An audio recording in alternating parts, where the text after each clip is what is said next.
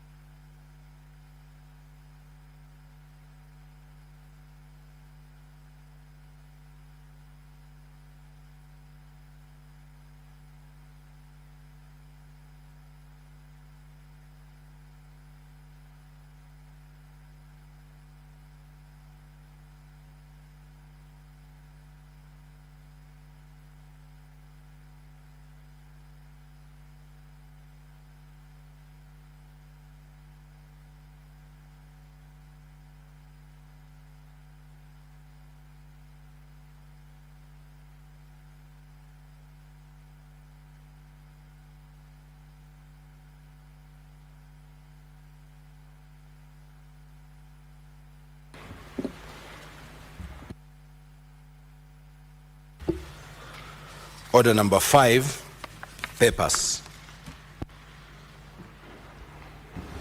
Now, Honourable Senators, for convenience of the House, allow me to arrange today's order paper. We will come back to order number 5, 6, 7, 8, 9, and 10, 11, and 12 after we have done order number 13. So, Clerk, proceed to call that order.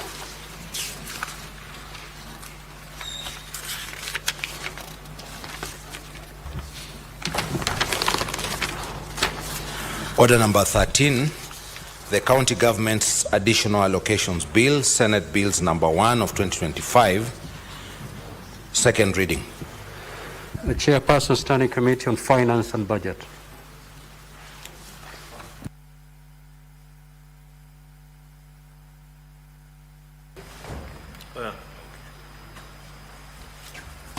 Mr. Speaker, sir, I'm not the chairperson of Budget and Finance Committee, but on his behalf, I'll handle this bill. I'm told the committee is actually concluding on this report, and probably by the time I'd finish moving, they'll have the report in the House, or at least circulated in our online platforms for members to read and give their comments. Mr. Speaker, sir, I beg to move that the County Government's Additional Allocations Bill 2025 be now read a second time. Mr. Speaker, sir, this bill is long overdue. and it's an embarrassment of monumental proportions that it has taken this long to agree on something that is so obvious and rather straightforward to us here in the Senate. Yet, because of reasons that are well known to all of us, it has been a push and pull between us and our colleagues in the National Assembly that has gotten us to the month of March, actually April, because this is the last week of March. It's in the last quarter, actually, of the financial year that counties are now going to receive funds that otherwise they should have received as early as July 1st, 2024. This is not what our Constitution intended, Mr. Speaker, when we drafted the ornaments of devolution. It was envisioned, Mr. Speaker, that there'd be timely release of funds, that we will agree on basic issues and get our counties up and running. In fact, Mr. Speaker, the reason I'm saying this is I'd wish to lay basis for many of our colleagues to understand why we are here, and then I'll speak very broadly on this bill. I'll allow the whip, who's a member of the Budget and Finance Committee, to perhaps get into the deeper details. There is history how we started doing this bill, Mr. Speaker, and I served in Budget and Finance Committee. In fact, in the last few weeks, governors, those that understand the operations between us and the National Assembly better, have been calling and texting, asking if we can revert back to the old system. Mr. Speaker, I've had occurrence where I've met leaders, governors who probably have served here in the Senate, and they understand this very unique yet difficult relationship that we have to exist with our colleagues from the National Assembly who don't necessarily sometimes share the same sentiments as us on matters devolution. Previously, all these allocations used to come under division of revenue, and we'd consider one bill, and that would be the end of business. Unfortunately, Mr. Speaker, we observed a trend where the National Treasury would additionally send resources, either through grants or donations or loans, Mr. Speaker, to various counties without following a particular order. And it was increasingly becoming obvious to us by as late as 2017 and 2018, Mr. Speaker, it was clear that there were counties that were benefiting more than others. And you'd find that we have done division of revenue, and we have followed the formula that has been set out by the Senate. Then additionally, there'd be projects that would come up. Let's say the projects that are now listed here, and you've been a governor, you know this, under Danida, Floka, and the rest. The National Treasury will haphazardly make the decision and say, we'll put some to Nyamira, others to I don't know which county, and the other to the exclusion of others.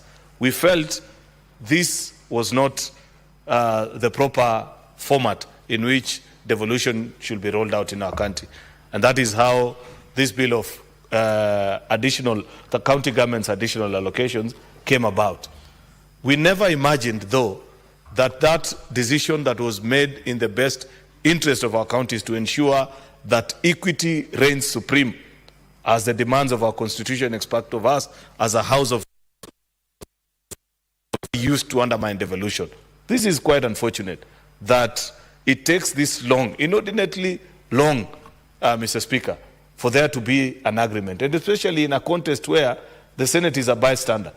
You know, Mr. Speaker, of course, unless you're a stranger in this House, you know that it is the RMLF funds that have caused this delay, where we couldn't agree and bills are moved. Sometimes decisions are made without even consultation with the Senate, therefore it gets stuck. And there's just a delay after the other. Before you know it, we are on the 26th or 27th of March, like today, without having considered this particular bill. And therefore, Mr. Speaker, I want to request that we expedite, now that there seems to be some headway. And I want to appreciate the diligence of the Budget and Finance Committee that they have quickly considered this bill. The only part where you have failed, Senator Onyonka, Senator Boni, and the rest of the team, is that because you knew you were coming here today, and this was an extremely important business, perhaps you would have furnished us with the report, because now even I, as Majority Leader, I move the bill without benefiting from the wisdom of you as a committee. I know you will share it, perhaps before members comment, but myself, I'll not have had the opportunity, maybe unless during the time of replying, because I know the finer details of any bill, Mr. Speaker, are always gotten from the reports of the committee and the members who serve in those committees diligently, listen to the stakeholders, and guide the House into making a decision that is in the best interest of devolution. Be that as it may, Mr. Speaker, I'm glad that the Senate is making this rather informed decision to ensure that, pursuant to Article 202 of our Constitution 2, that we are providing a process through which additional allocations for this financial year of 2024-2025 find their ways to the county. Mr. Speaker, this is not a small amount, and I'll rely on the wisdom of the committee members. To the best of my recollection, I think we are talking about in excess of 60 billion shillings. I'm not sure when the whip will be speaking, or Senator Onyonka, or any member of Budget and Finance, they will tell us actually on the 56 billion. So it's close to 60 billion shillings, Mr. Speaker, that needs to go to our counties. Even if that decision, even if we were to pass the bill as urgently as possible and have it concluded, to expect that counties will absorb those funds, knowing very well the processes of government funding, Mr. Speaker, is too much of a push on the side of counties. And some of these donor-funded projects, unfortunately, are time-bound, are such that if it gets, say, to the end of this financial year, then the loan expires and you have to renew the instruments, Mr. Speaker. Therefore, it's a very, very untidy situation. I hope that this never happens again. I don't recall a time where we have moved, actually, a bill for funding to counties this late into the financial year. This, unless my memory is failing me, to the best of my knowledge, this is the latest it has ever gotten to, and it's really unfortunate, Mr. Speaker. So what are some of these schedule of funds, Mr. Speaker, that you're talking about, and the conditional allocations that are being granted to each county from the national government share of revenue? It includes, Mr. Speaker, funds that are so basic, such as the construction of the county headquarters, a program that began, I think, in 2015, almost 10 years down the line. Even if you're constructing, surely, even if you're the contractor, by the time you're finishing the second floor, then the ground floor has started wearing out. What sort of building is this that you're building for more than 10 years, Mr. Speaker? I am happy that this is the last batch of funds that you're actually dispersing to these 5 counties that have suffered. I hope some were diligent enough to conclude using other resources or get contractors that have better ability and resources as such that the buildings have been finished up, and these funds only go to actually pay for work that has already been done. That's my prayer. But I know, Mr. Speaker, that it may not necessarily be true. It includes also funds or conditional allocations, Mr. Speaker, to the County Aggregation and Industrial Park program as set out in column C. You know, this program, I still have a lot of questions about it. And members of Budget and Finance Committee, perhaps later in the year, once you're done with this budget-making cycle, it will be important that you follow through to your specific counties on what programs your governors are actually laying out to ensure that these KIPES are not white elephant programs. COG, in partnership with the national government, and we support this idea of trying to whip up local goods and produce from our farmers and ensure that there is an aggregation process and a place through which we can enhance their trade. But in most counties, and this I speak from a position of knowledge, apart from the construction of the KIPES, I don't see a concerted effort from the county governments to ensure that the produce is available. Otherwise, you will end up in a situation where there will be a fancy building that has been built in Taita Taveta, Senator Maruma, but then there are no local produce to take to those aggregation parks. There needs to be sensitization from the county governments to ensure that indeed, as expected and as envisioned in the program notes of this particular program, Mr. Speaker, that indeed the produce is available. What are you aggregating if you don't have those produce in the first place? And where is the meeting that has led and spoken to people and said, okay, in this particular area, we want to strengthen either poultry farming, dairy, avocados, whatever that we need to do, so that as of now, the investment into the produce needs to already be happening, so that in another few months, when the KIPE centers are ready, then the farmers are also, and the local cooperatives and CBOs are ready with the produce. Unfortunately, Mr. Speaker, unless perhaps maybe there are governors who are more diligent than the ones that I know, Mr. Speaker, then this is something that is of great concern to me.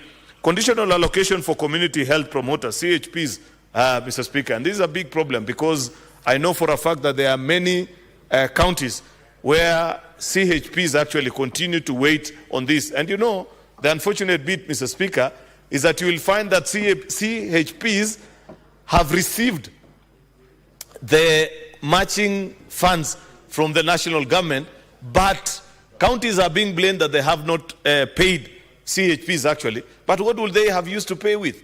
Here's the funds now. Today is when, once you pass the additional allocation bill, Mr. Speaker, is when now it becomes possible for our counties to pay them. We must make a decision, and Budget and Finance Committee, you must lead us into making a proper decision, whether for programs such as this one of KIPES that are in all the 47 counties, for programs such as this one of CHPs that are in all the 47 counties, is there a need to budget these funds separate from DORA, especially having learned from the experience of what this additional allocation business has taught us this current financial year? Remember the history that I painted earlier on how we found ourselves doing this particular bill, that we just wanted to ensure that there is equity in programs. Senate needed to have visibility and ensure that if there are additional funds going to counties, they are not skewed to benefit just a few counties. But programs such as this one of CHPs, KIPES, that are in all the 47 counties, it is my considered humble view, Senator Boni Halwale and all the members of Budget and Finance Committee, that perhaps these are funds that we can include in DORA, as such that once we have decided on how much is going to the counties, Mr. Speaker, then there is no business as what we are having presently, where counties are CHPs are saying, we have received the share from the national government, but county governments are not paying. We have to make a better decision, Mr. Speaker. There is also arrears, actually, salary arrears for county government's health workers. No wonder they are always outside this particular Senate every other week. I have actually taken great concern, and there is something that I'm doing about it as a leader and somebody passionate about devolution, that we must be embarrassed, apart from just the usual decision that you make. You know, many times I see when people come to demonstrate here, senators join them, and we say, oh yeah, we are going to fight for your rights, and that's the end of business. We must be a bit serious as leaders, you know, Mr. Speaker. You can't be granted legislative powers. Then, when people come to demonstrate, this time you join them and say, we'll think about it. Next year they come back again, you're still telling them, we'll do something about it. Surely, Mr. Speaker, we have to do something about this space of health workers in our counties, Mr. Speaker. Apart from this the funding model that is being proposed here in this particular bill, Mr. Speaker, there's just something that is not right in the architecture. And you must celebrate what happened to the teachers and think towards that particular line, Mr. Speaker, because when teachers ensure that they have a body that is representative here at the national level and looks into all their affairs, Mr. Speaker, in the form of TSC, we should have thought about something for the health workers as well. Therefore, Mr. Speaker, I don't want to speak longer than that. The funds that are listed for the one that proceeds of the loans or grants for from the development partners, there are quite a number. There is DANIDA, which is supporting primary health in devolved context. There is IDA and KISIP, the informal sector improvement project. This is another, and Senator Osotsi, I'm not sure whether it's your committee that looks into this particular specially allocated funds. Because if there are funds that have been wasted in our county governments, it is particularly this program. I don't know whether it is the way that it was designed, but the one where county governments are doing something in partnership with the national on the informal sectors. Apart from Cabro and the small works that are being done there, looking into the amounts actually that are being committed and the work that is being done is something that we expect your committee to lead us. Of course, there is even money for finance emergency of locust response project. Remember, there was a conversation about it. FLOCA, which is a local-led action on climate, county climate resilience investment. This one at least is a grant, but it doesn't mean that even if it is a grant, it is money that should be wasted. Should be used prudently. It's a grant to the people of our counties, and therefore should be used fairly well, Mr. Speaker. There is this other one of National Agriculture Value Chain Development Product. This is what I was talking about earlier, Senator Maruma. That should be the complement of the CAIPs, that this program should be able to help our farmers at a local level begin to generate sufficient produce that will be aggregated into the CAIPs.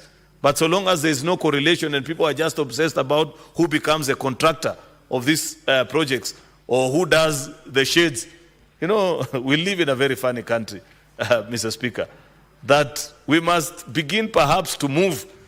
If this money must be wasted, Mr. Speaker, and it's really unfortunate I have to say this, if this money must be wasted, then I'd rather it be wasted by ordinary citizens themselves, as opposed, Mr. Speaker, to allocating funds to people who will only be obsessed with building shades and structures, Mr. Speaker, and moving out of that particular place without any direct benefit to the ordinary citizens. So these special funds, we must perhaps maybe ask for a project implementation report, how they were eventually used, what has been their success. And you know the unfortunate bit, Mr. Speaker, is that they have very funny long names. So to keep track even is not easy. Even you as a senator, you'll get easily confused. Because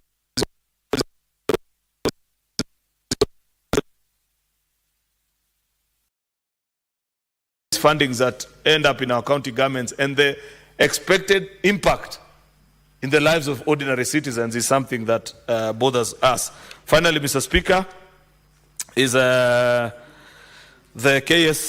KDSP, the Kenya Devolution Support Program, are set out in column J, and there's a listing of how much is going to each and every county, you know.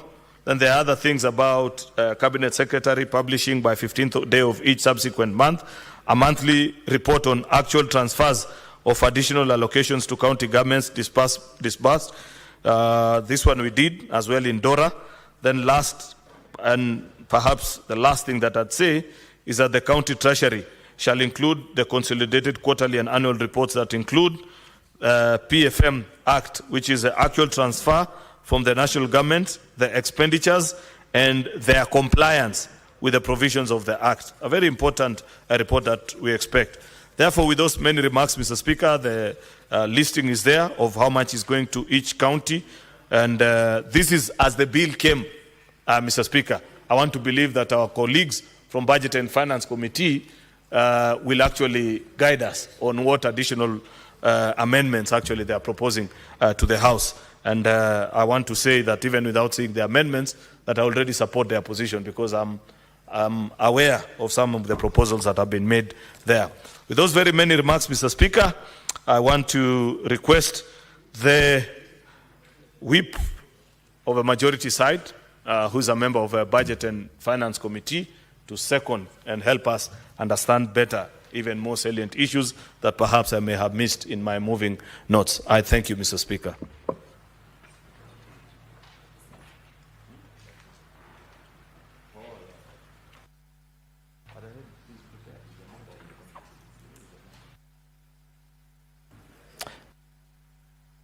Thank you, Mr. Speaker. Mr. Speaker, debate keeps on raging in this country on who is the actual enemy of devolution. It is not too clear, but I'm starting to think that senators, governors, and members of the National Assembly are actually enemies of devolution, including myself. Mr. Speaker, I say this with maximum respect because the object of this bill is a simple thing. Provide a tool to transfer additional funds from the national government to the devolved governments in accordance with the recommendation of the Constitution.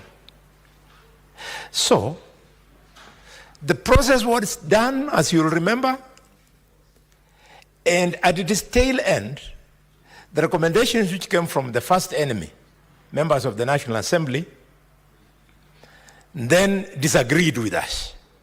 So we sat and disagreed with them, then created a mediation committee.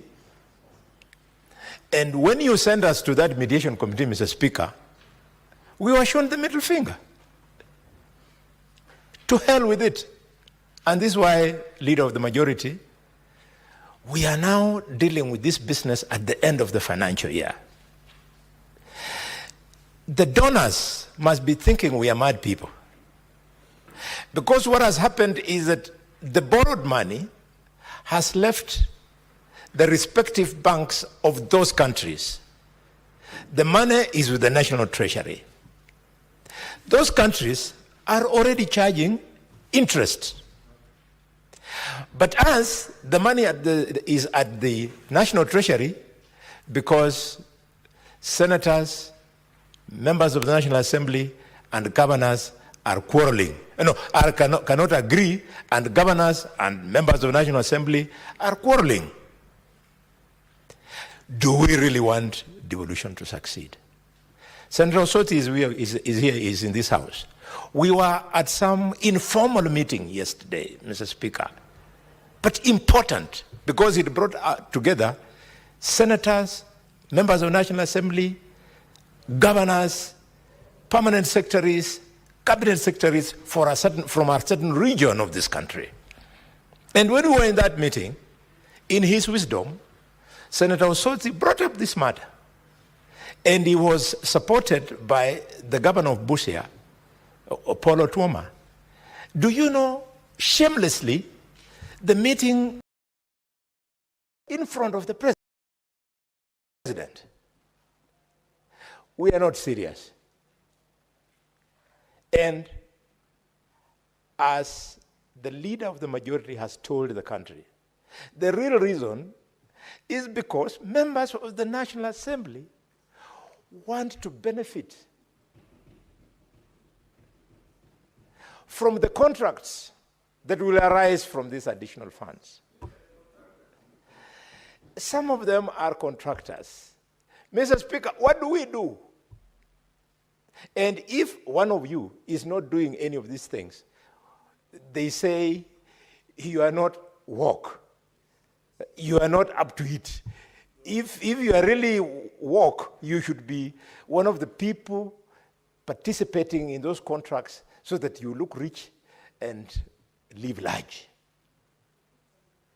We are at a place whereby we have to speak to the soul of the nation and realize that this country will succeed or fail depending on us. Mr. Speaker, the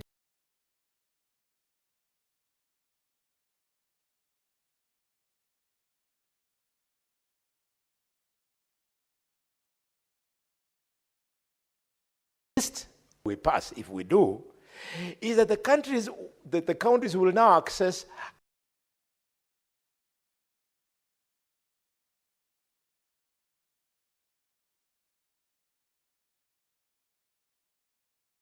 a whopping 50.5 billion. It is there.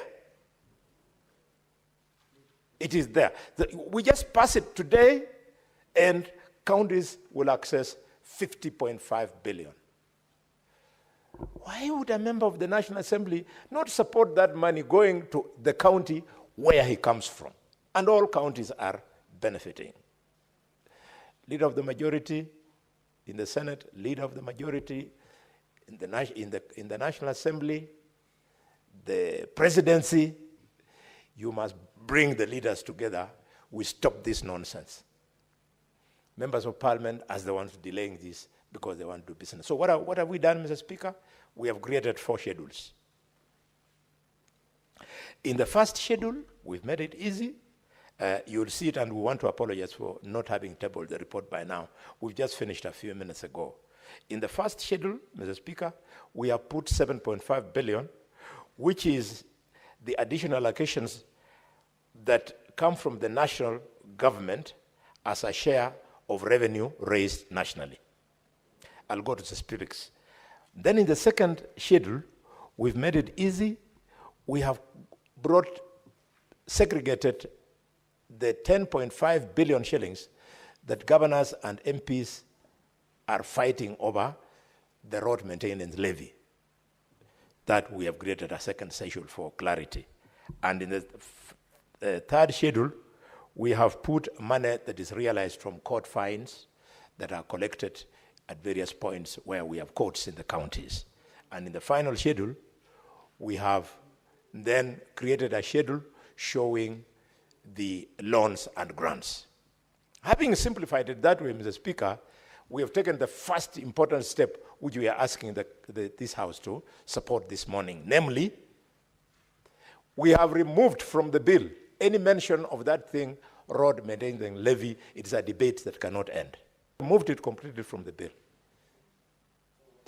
Until the courts have made a decision.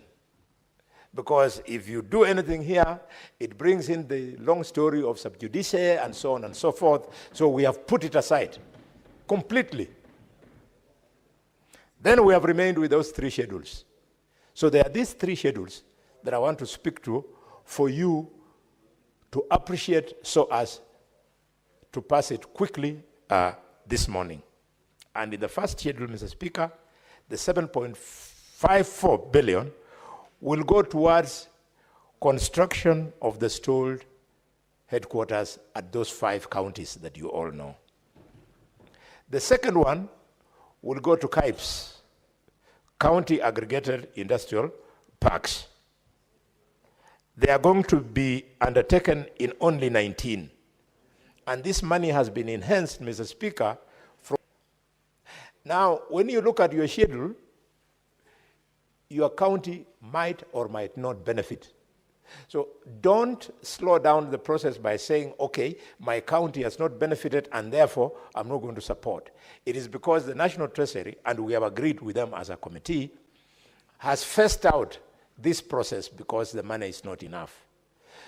Phased out 18 counties, phase 1, phase 2, 18 counties, and finally phase 3, 11 counties. At the end of the phasing, everybody will have gotten the 250 million meant for this. So even if your county like Kakamega is not benefiting, we still, like my Kakamega, we still pass it.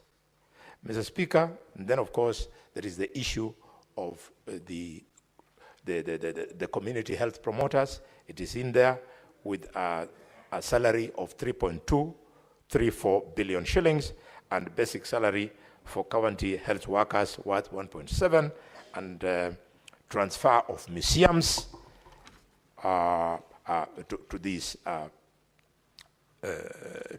counties, because museum under the Constitution is supposed to have been devolved, but it was delayed. So we are cleaning it up, Mr. Speaker. Mr. Speaker, in the third schedule, which is fines, it is up to million shillings.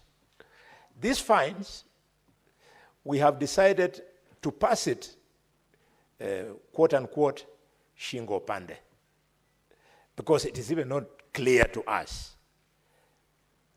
When the National Treasury just throws it at us, that go and share out 116 million shillings, what is the authenticity of that figure?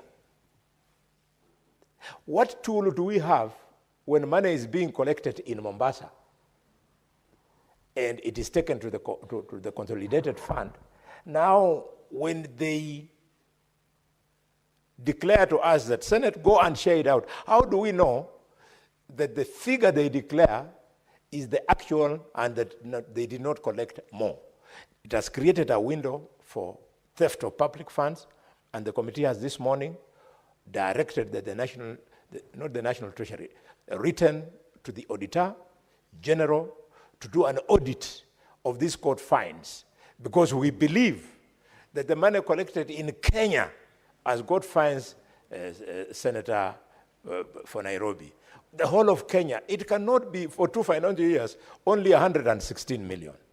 It surely must be more. So we've been disturbed, and we have ordered for that special audit. It will be done, and we shall report to the House.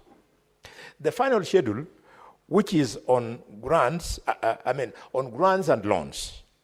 It is the one that contains the lion's share of the amount of money. It is 35.66 billion shillings. I will not waste the time of the House by saying all the loans, describing them. They're in the schedule you're going to see, but basically that is where the biggest shame that the leader of the majority was speaking to, that we are having money to develop the country, and because of some funny interests, we are where we are. I therefore want to conclude in seconding this by, since the leader of the majority was not in the committee, by thanking the stakeholders who enabled us to come up with this very comprehensive report. And colleagues, we've tried to do a good job. In fact, today we started at 7 a.m. We've just finished. We've tried to do a good job. Where your county doesn't seem to be getting the best, please just agree with us so that we can make progress. I thank you, all of you. And with those remarks, Mr. Speaker, I second.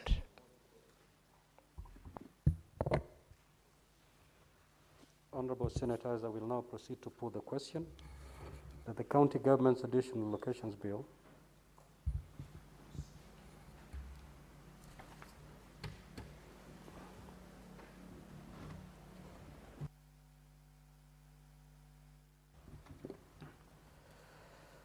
I proceed to propose the question that the County Government's Additional Locations Bill, Senate Bills number 1 of 2025, be now read a second time. The floor is now open for debate. Honourable Senator Sifuna.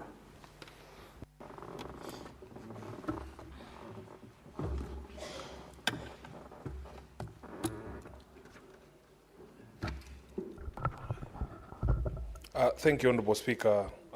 I will suffer the same incapacity as the leader of majority that, we have not had the benefit of the report of the committee, but Senator Khalwale has attempted to shed some light on what the committee has done. First of all, allow me to comment on the question of the road maintenance levy fund. Honourable Speaker, our constitution has set out everybody's job. Everybody's job is clear in the constitution that certain classifications of road are going to be done by the county government, certain classifications are going to be done by national government. I am very proud as SG of ODM that my party leader and my party has taken a position on this question of RMLF, because we are solid believers and defenders of the constitution, and we believe in devolution. My party leader's position, and which is my position, is that members of the National Assembly has no business. They have no business constructing roads. And if they have a problem, the problem is not with Sifuna. I take my instructions from my boss, my party leader. And as a senator of Nairobi, I have been charged to ensure that we defend devolution at every turn. So that even in that matter that is before the courts, I remember the chair of the Council of Governors, who also happens to be from my party, appeared before the Roads Committee, and he gave us a chronology of this fight. And in his wisdom, he had indicated that, in fact, they had tried to have conversations with the National Assembly, but those conversations never work. Because I remember when we were doing mediation on the Division of Revenue, the members of the National Assembly, in very condescending tones, were telling us that we, as the senators, should go and tell the governors to withdraw the case in court on RMLF. And we agreed with the chair of the Council of Governors as senators that we want that matter to be resolved by the courts once and for all. Because the law is there, the constitution is there, there is absolutely no reason why we should be fighting about this.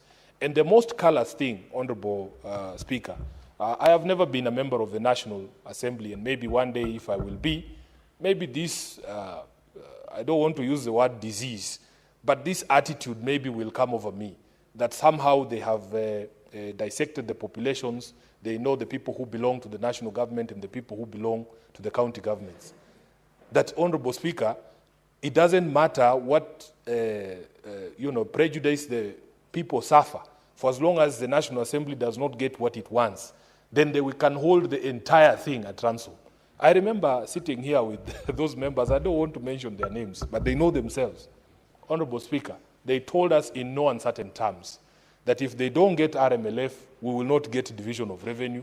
And I hear that I've told Senator Khalwale's committee the same thing, that in fact, if they don't get these RMLF funds, they don't care whether CHPs are being paid. I am very happy that you are able as a committee to distinguish these things, to separate them, and let that controversy over RMLF be resolved in the courts in accordance with the law. But really, it is very callous, even for the members of the National Assembly, the 17 of them from Nairobi. I don't think that they would feel proud that CHPs, the 7,400 CHPs in Nairobi, can go without pay for all these months just because they want to continue to build roads. Honorable Speaker, I want therefore to say that we hope that that controversy is resolved. As people who understand the Constitution and people who understand devolution, we know that the Council of Governors and this Senate are on the right side. I don't think, Khalwale, we are the enemies of devolution. We have stood very firm on the floor of this House in our committees, even when we were doing mediation on division of revenue, to make it very clear to the National Assembly that, first of all, we are not enemies of the National Assembly, but we have an oath that we swore on this Constitution to defend county governments and their interests. And if the Constitution says a certain role is to be executed by the devolved units, we have a responsibility to defend that position. So when we say that it is our belief, both as a Senate, as a Senator of Nairobi, as SG of ODM, as a member of ODM, that RMLF should be fully devolved, the entire amount should go to the county governments, it is because that is what the law says. Honorable Speaker, if you look at the schedule, the first schedule, you will see that for us in Nairobi, really, we were concerned with only two issues. Number one is, of course, that issue of the road maintenance levy. We have a budget of about 390 million Kenya shillings in the supplementary budget for 2024-2025 for maintenance of roads. Those of you who have been moving around our estates in Nairobi, and I can see the Deputy Speaker looking at me because he's not very happy with the situation of the roads in Nairobi. And I am sure all of you have problems. You go to places in Kilimani, you go to Isili, everywhere our roads are in pathetic shape. And we were hoping that this impasse is resolved because it is also acknowledged that we need the resources to be able to do these roads. And therefore, we hope that it will be resolved as soon as possible. But you can see on that schedule, the first schedule, Honorable Speaker, we have the 224 million Kenya shillings, which is sufficient to cover the stipend of 2,500 shillings for 7,464 CHPs for 12 months. And then there is an amount that has been allocated there for basic salary arrears for county government health workers. And the majority leader, when he was here, he spoke about these health workers always showing up at our gate here, Honorable Speaker. And last week, there was such an event, just before we broke for recess, and you dispatched me and the Senator for Meru to go and speak to them. And I was very happy that we are not just paying lip service. The majority leader was not here. We were very proud that as a House, under the leadership of the Speaker, specific instructions were issued to the Committee on Health to bring all those stakeholders on board to be able to have that conversation. And I was speaking that day, I was not even sure, I was not aware, Speaker, that the Committee of Health of this House, that same day, had the ministry before them, and the chair, I have not seen him, but I remember seeing on the news that they gave certain deadlines to the ministry to be able to clear arrears of salaries for these county health workers, and including, what are they called? Yes, the UHC workers. So I am very happy, Majority Leader, that as a House, there are things we are doing in order to assuage the situation there, and we are not just paying lip service. Honorable Speaker, of course, I think there was an agreement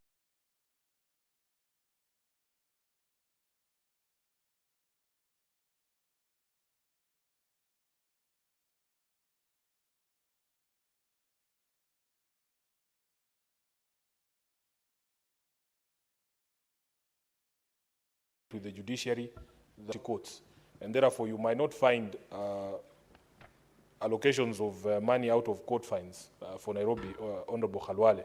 But I agree with you that there needs to be greater transparency in disclosures from Treasury on amounts of money that are collected in terms of court fines originating out of enforcement of county legislation. If you look across the country, of course, Nairobi is notorious. The number of people who are arrested on a daily basis for violation of bylaws, and then even today, it is full of people who are being charged with various violations, and it is true that we need greater disclosures from Treasury on these amounts. So therefore, Speaker, with all those remarks, I will be hoping that we will have view of the report to see how the other matters have been treated, but it is very, very unfair. I honestly believe it is very unfair that we have kept counties waiting or awaiting these resources for such a long time just because of a dispute amongst leaders. At the end of the day, I remember during the mediation on DORA, we agreed on certain basic things. That number one, there doesn't exist a Kenyan who belongs to the national government and one who belongs to the county governments. And the number two, most times if there is a bridge over a river that has collapsed due to floods, the ordinary user of that bridge does not care who comes to repair it or where the sources of those funds are, where the funds are going to come from. They just want the bridge repaired. So as leaders, really, we should not have a situation where a standoff between the Council of Governors and the National Assembly results in such a situation, and including the many donor-funded projects, especially because of happenings that are going on in the US, this supporting healthcare in our counties. So with those very many remarks, Honorable Speaker, I want to support the report of the committee, and I hope that there will be resolution on the remaining or pending matters to do with road maintenance levy fund. I thank you, Honorable Speaker. Senator Murango. Asante sana Mstahiki Spika. Kwanza ningetaka kwanza kushukuru kamati ya fedha kwa kazi nzuri waliofanya, lakini na maneno mawili tu ya kusema. Kwanza niseme ya kwamba adui mkubwa wa ugatuzi ni wale waliokaa katika bunge la kitaifa. Na Mswahili husema kimembacho kikivunja nafuu kwa mchukuzi. Uongozi wa bunge la kitaifa unafaa kumakinika kuhakikisha kwamba tunapopitisha, kwa sababu sisi ndio walinzi wa ugatuzi, tunapopitisha miswanda hapa si lazima kuwe na vuta ni kuvute, kwa sababu fedha ambazo zinazokuja hazikuji kwetu kama seneta, zinaenda katika kufaidi wa Kenya. Na kwa hivyo ningetaka kuwasuta kwa hilo, na niseme ya kwamba kucheleweshwa kwa pesa mali zimefika. Mstahiki Spika, mua ukipewa kimbogoyo mzee aliyozeeka kama zawadi na kuanga ni matusi. Pesa tulio nayo siku ya leo, tunayopitisha siku ya leo, imechelewesha kwenda kule kwa sababu ya vuta ni kuvute ambazo hazina maana. Ingawa tunafuraha kwa sababu kama wale maofisa wa ugani ambayo wanafanya kazi ngumu katika gatuzi zetu, wataweza kupata pesa zao, kwa sababu naona kama Kirinyaga kuna milioni 36 na kwa muda ambao hawakuwa wamelipwa. Ni kwamba hakukuwa na maana yoyote ya kuwachelewesha kiwango hicho na kazi ngumu wanaofanya kule mashinani. Mstahiki Spika, wengi wanaenda mguu kama mawakala wa ng'ombe, wengine hawana hata usafiri kuhakikisha kwamba afya inatunzwa katika sehemu zile za kule mashinani. Kwa hivyo nimesema ya kwamba kuteseka huko kwote ni kwa sababu ya jitihada ambazo zilifanywa na wabunge wa bunge la kitaifa na kuchelewesha miswanda ambayo tunapitisha hapa. Mstahiki Spika, tumepewa kazi moja muhimu sana, kuwa walinzi wa ugatuzi. Lakini mlinzi mpaka pia pewe silaha, kwa sababu bunge la seneti limekuwa likimbweka ya kutosha. Nadhani wakati wa kuuma umefika, ili wajue ya kwamba pia sisi sio vikaragosi na wanasesere wa siasa. Sisi pia ni seneti na pia jukumu lazima tuhakikishe. Nadhani kuna venye wanatuchukulia kwa urahisi kama bei ya chumvi, kwamba miswanda yote tukipitisha hapa tukipeleka kule, hata ambao hawanja soma unasikia wakiongea mitaani na kupinga ile miswanda. Jitihada mpaka tufanye ili tueleweke na tuheshimike. Mstahiki Spika, nikimalizia, ni jambo la kushangaza sana kwamba vita imekuja kwa sababu ya pesa ambazo zinafaa kwenda kuangalia masuala ya barabara mashinani. Na wenyewe wanajua vizuri, ukiangalia vizuri ni kwamba barabara zimegawa kutoka yenye inaenda kwa Kenya, zenye zilikuwa zinashughulikiwa na Kera, zenye zinatengenezewa zinatunzwa na Kura, na pia katika katuzi zetu. Wakati wametoa zile pesa ambazo zinafaa kwenda kuangalia masuala ya barabara, hiyo ndio inafanya katika kaunti nyingi unapata barabara zinakaa kama mahandaki, zimechimbika, pesa za kufanya hiyo kazi hakuna. Lakini lazima pia tunaongea ukweli kwamba wakati sisi tunapigania kama siku ya leo, kwa sababu saa hii seneta yote ambaye ako hapa akikutana na gavana wake atapigwa pambaja kwa kazi nzuri ambao, kwa sababu leo tunakuja kupitisha pesa itaenda mashinani. Tukimaliza leo, kesho tutakuwa ni maadui wakubwa pia wa mangavana ambao tunatetea siku ya leo. Utasikia kwamba anapiga kelele, hajui kazi yake. Tunajua kazi yetu, lakini kesho itakuwa tujui kazi yetu. Nataka niseme kwamba venye tumembweka na kulinda kuhakikisha kwamba mangavana amepata pesa, tutambweka hivyo hivyo pesa zikitumika visivyo kama bunge la Seneti. Asante sana Mstahiki Spika. Senator Onyonka.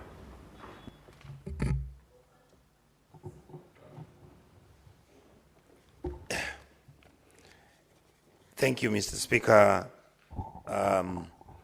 One of the points I wanted to make that because of the inevitable delay in the report being ready, the report which was done by the committee is actually much better. Colleagues will receive it because it clearly demarcates the schedules, the money from donor funding, conditional grants, and all other monies that need to go to every county. Number two, there is also clarity what every county has gotten in terms of donor funding, the FLOCA money, and all these other monies which have been in the program.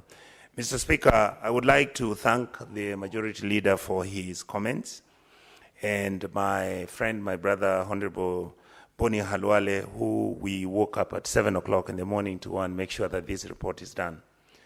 Mr. Speaker, this matter of dealing with the road maintenance levy fund is a problem. And it's a problem that has held us back until this time. I believe that the decision to allow the courts determine for us this matter in finality makes sense. Number two, Mr. Speaker, I would like to also say that I'm actually very happy that the committee for the first time, with clarity, I remember, Speaker, we've come into this house and we've always asked that give us the amounts every county is getting in figures and from what agency, so that then, Mr. Speaker, we can explain to our people what needs to be done. I'm sure this House is aware that governors have already pronounced themselves. In fact, they were giving us 14 days so that they can make sure that this document is tabled here so that we can approve the money. My honest observation is that yes, just as much as governors are our partners and we really want them to succeed and we want to make sure that the funds are utilized well and effectively, we are beginning to feel that our governors are not giving us the best. Mr. Speaker, if you look at the audit discussions that have been taking place for the last 2 weeks, you'll realize that there's a lot of misappropriation, waste, and misuse of public funds.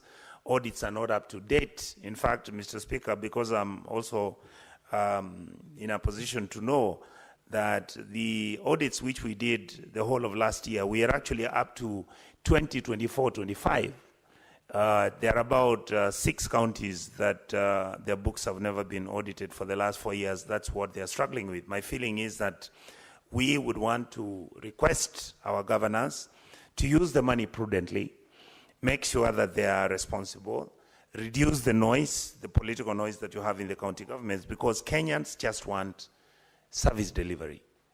Mr. Speaker, Kenyans just want nothing else but to give them service delivery, make sure that we pay our nurses and doctors, make sure that our teachers are paid on time, make sure that capitation money arrives in our schools on time, make sure that money for road construction arrives on time. If that happens, I saw yesterday, Mr. Speaker, where there was a debate, public debate as to why Kenyans are hungry. angry. I don't think Kenyans are angry. Kenyans just want service. University students want their money to be available for their education. Teachers want their money for capitation to be available. Those who need to be promoted, promote them. Community health workers, people who are playing a very, very services within our country. Medical services are actually given first priority. You find that we are not able to compensate them, pay their allowances. As you've heard the Secretary General, ODM, my leader, Honorable Sifuna, talk, he has said here very clearly, for the last 3 months, we've been having members from the medical fraternity coming to the gates of the Senate to make noise why we are not paying them, why we are not honoring their CBAs, the agreements which some of them were signed 2-3 years ago. So, Mr. Speaker, I would like to say that as a committee, we appreciate the support that we have received from this House. As a committee, I think the team has worked diligently. I want to thank my chair, Honorable Roba, who has really, really pushed. While he's aware, we've been having Honorable Halwale with his experience and energy to hold in brief. I think we've presented to this House a report that is believable, that is factual. Every county, the money that has been given has been stated, whether it is for health, whether it is for agriculture, whether it's for roads. And I would like to say, Mr. Speaker, that the teams that were looking at the figures and the amounts and the amount of consternation it was raising.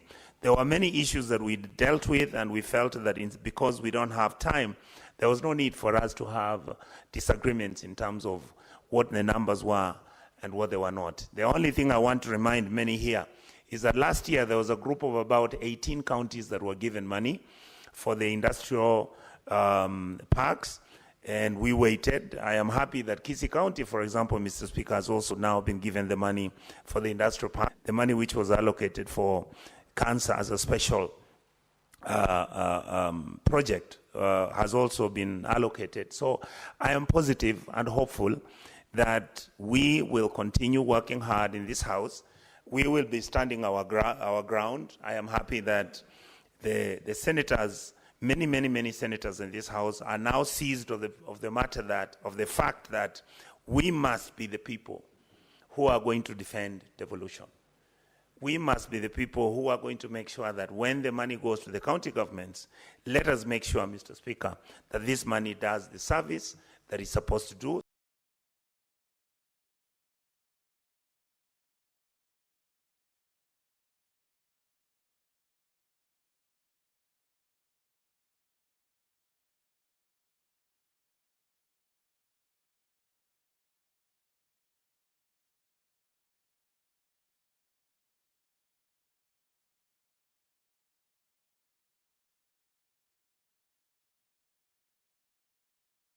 So that I am happy that the amount is about 50 billion, which is not small money. I believe that we will be able to finish the county aggregation and industrial parks. I believe there are many issues coming. I want to raise this issue, Mr. Speaker. Issues coming. I want to raise this issue, Mr. Speaker, before I forget. Honorable Halwale, I want to tell you that we need to engage our colleagues in the National Assembly to realize that they have to make a decision whether they are going to become the tenderpreneurs in government projects and deals, or whether they are going to serve the public in making sure that the money arrives at the county governments and their constituencies. There's a lot going on in our counties. There's a lot going on in our sub-counties. And Mr. Speaker, there's a lot going on in our sub-counties. And Mr. Speaker, my honest observation is that unless we begin to become prudent, and we need to deliver services to our people. But otherwise, I want to say that the last item, which again, Mr. Speaker, you heard Honorable Halwale mention, is the fact that yes, fines are collected by the courts, and then these fines are supposed to be transferred to the consolidated fund. What we realized for the last 3 years that we've been looking at these figures, we have actually never had anybody say whether there was an audit done on these fines, whether the money is still being domesticated at the judiciary, or whether the money was transferred to the consolidated fund and budgeted for other purposes. I believe this would be a good call, because even if this money may not be so much, any money right now is needed in our republic. And I hope that we will continue to make sure that we maintain prudency and dignity in making sure that our resources are utilized effectively, fairly, equitably, and prudently. And this issue, another matter that I would like to finally engage in and explain to my colleagues in this House, we have been conducting audit report, and I would wish that my colleagues deeply look through, particularly this Senate. It is your responsibility to try and save the county governments because they are really, really in trouble. Finally, they are correct that there is always late disbursement of funds from the exchequer. That matter must be sorted out because, Mr. Speaker, anytime you delay payments of a trader or a business person who was a supplier, naturally you understand what that means. It means that his loans are either not going to be serviced. You're going to find some of these people have been auctioned in several counties. Some of these contractors have died, and you know, Mr. Speaker, governors are no longer paying pending bills.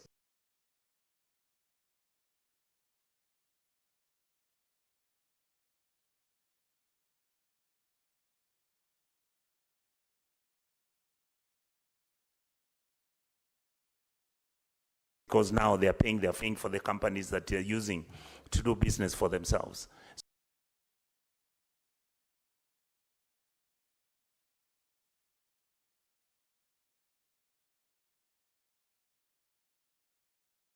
Second, and I hope that it will be expedited immediately so that the money can be sent to the county governments. Thank you, Mr. Speaker. Now, Honorable Senators, for clarity and to guide the debate, we are on the second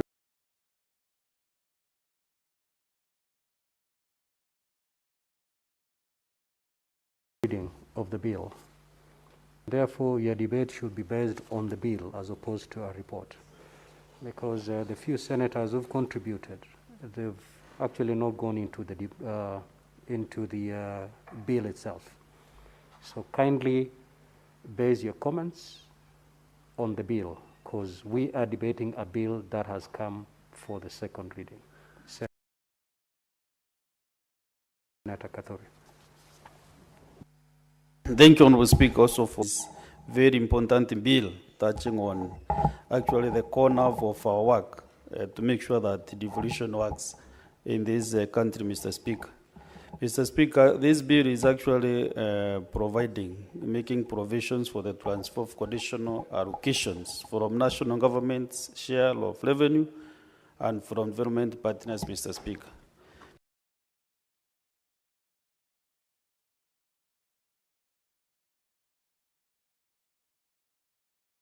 Mr. Speaker, as you have guided, we are actually supposed to look into the content of the bill.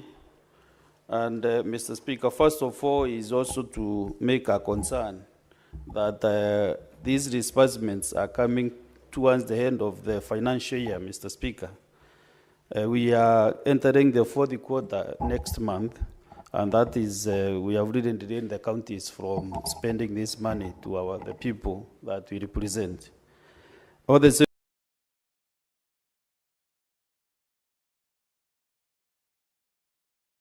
Mr. Speaker, I want to comment on the county aggregations and industrial parks, which 19 counties are benefiting from this fund, Mr. Speaker. And if we go by the figures, which is 105,263,158 per every the 19 counties, Mr. Speaker. But my concern also is whether also the counties have matched this amount, because the counties were to give out 250 million, and then the national government was to give 250 million to make it 500 million. So my concern is whether also the 19 counties, how far is this amount? And I remember reasoning to one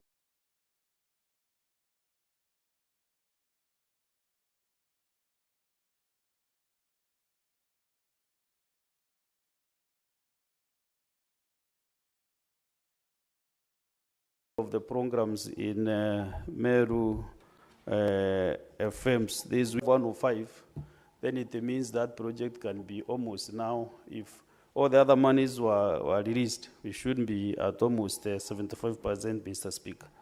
Another issue, Mr. Speaker, is the CHPs.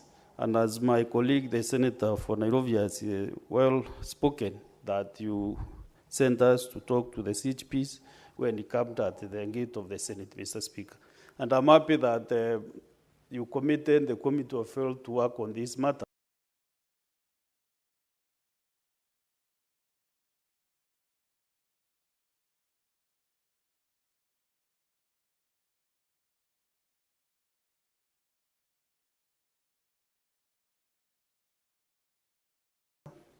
And Mr. Speaker, maybe in the next after recess, we will need to know the progress from the chair of the Health Committee, because, Mr. Speaker, it becomes very disheartening that citizens of this country, this youth, can work for us and all, for our parents, for our children, for all of us, the population of Kenya, and then they are not able to get the money that they are supposed to earn from their sweat, Mr. Speaker. But I'm happy that this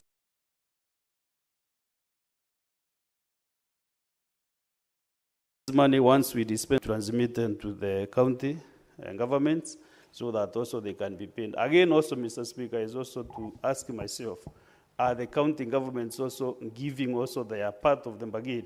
Because they are sharing almost 50-50 with the national treasury.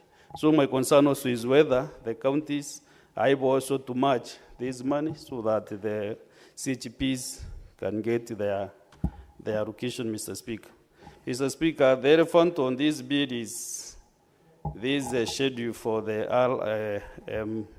RMLA fund, Mr. Speaker.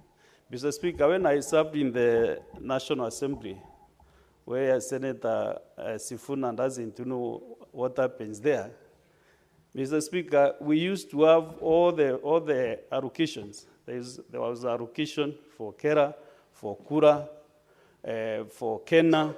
I know also the percentages, and also there was also allocation for county roads, Mr. Speaker. How the National Assembly, that I think the Parliament has decided not to release this money to the county governments, is a shock to me, Mr. Speaker. Because I remember actually 10% of this fund was going to the counties, because we have county roads. The road going to my house is a county road. Mr. Speaker, as we speak, that road is very dilapidated, because it's just from the highway, which is under Krasby, under Kena, and then going to my house, you use now it's the county road. It cannot be funded by Kera. So if this money cannot get to the counties, Mr. Speaker, then it means I will never get to my house after these rains, Mr. Speaker. So it should be, I think, the first priority even from our courts, even though we don't direct the courts on what to do, Mr. Speaker, some matters are of national interest. So, Mr. Speaker, I wish our courts could really decide on this matter once and for all, so that this money can go to the counties to make our own. And when members of parliament start these, I don't want to say marking is, because I want to use parliamentary language, Mr. Speaker, as much as possible. When they go and make these decisions, looking at their personal benefits, as not looking at the entire picture, Mr. Speaker. Like Meru, for example, we have 284 million, which should go to Meru. And this, because we have 9 constituencies, every constituency can benefit from approximately that million per constituency, Mr. Speaker. And this is good money for those roads, because you need just to grain and gravel, Mr. Speaker. So I think the National Assembly should stop drilling devolution. Mr. Honorable Senator Karware said that we have 3 enemies of devolution: the National Assembly, the Senate, and the county governments themselves. Mr. Speaker, I want to exonerate myself from his statement that, Mr. Speaker, I am a true defender of devolution. And when matters touching on devolution, especially on mere matters, even come to this floor or even outside this floor, Mr. Speaker, I'm the first defender, Mr. Speaker. And my colleagues know my position. When I decide Meru should work, I mean it. And I usually go to the best I can, so that I can see or I can feel that Meru is working. I'm a very happy person, Mr. Speaker. Even though you are taken to court, I want to digress for 1 minute, Mr. Speaker. But when you yourself, the Speaker of the Senate, there was a petition to the High Court Mr. Speaker. I want to thank you because you really stood the ground of the Senate and said once a governor is impeached, she will remain impeached, Mr. Speaker. And I want to thank you very much, Mr. Speaker.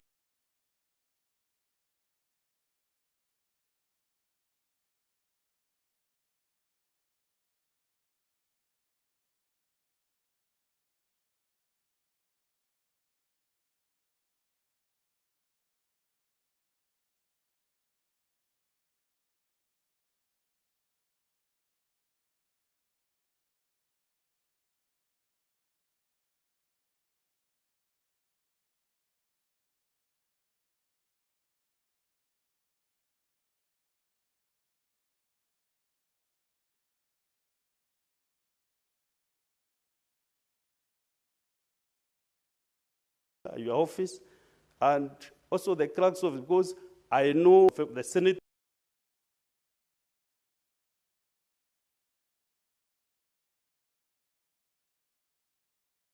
put a lot of effort on this matter. And Mr. Speaker, Senate has now been respected. Let me tell you for free, honorable senators, the Senate has been respected because the decision that the Senate made has been upheld. And therefore, when I sometimes see senators trying to, I think, to play around with some decisions made by the Senate, I really feel for us, Mr. Speaker, because our house shouldn't be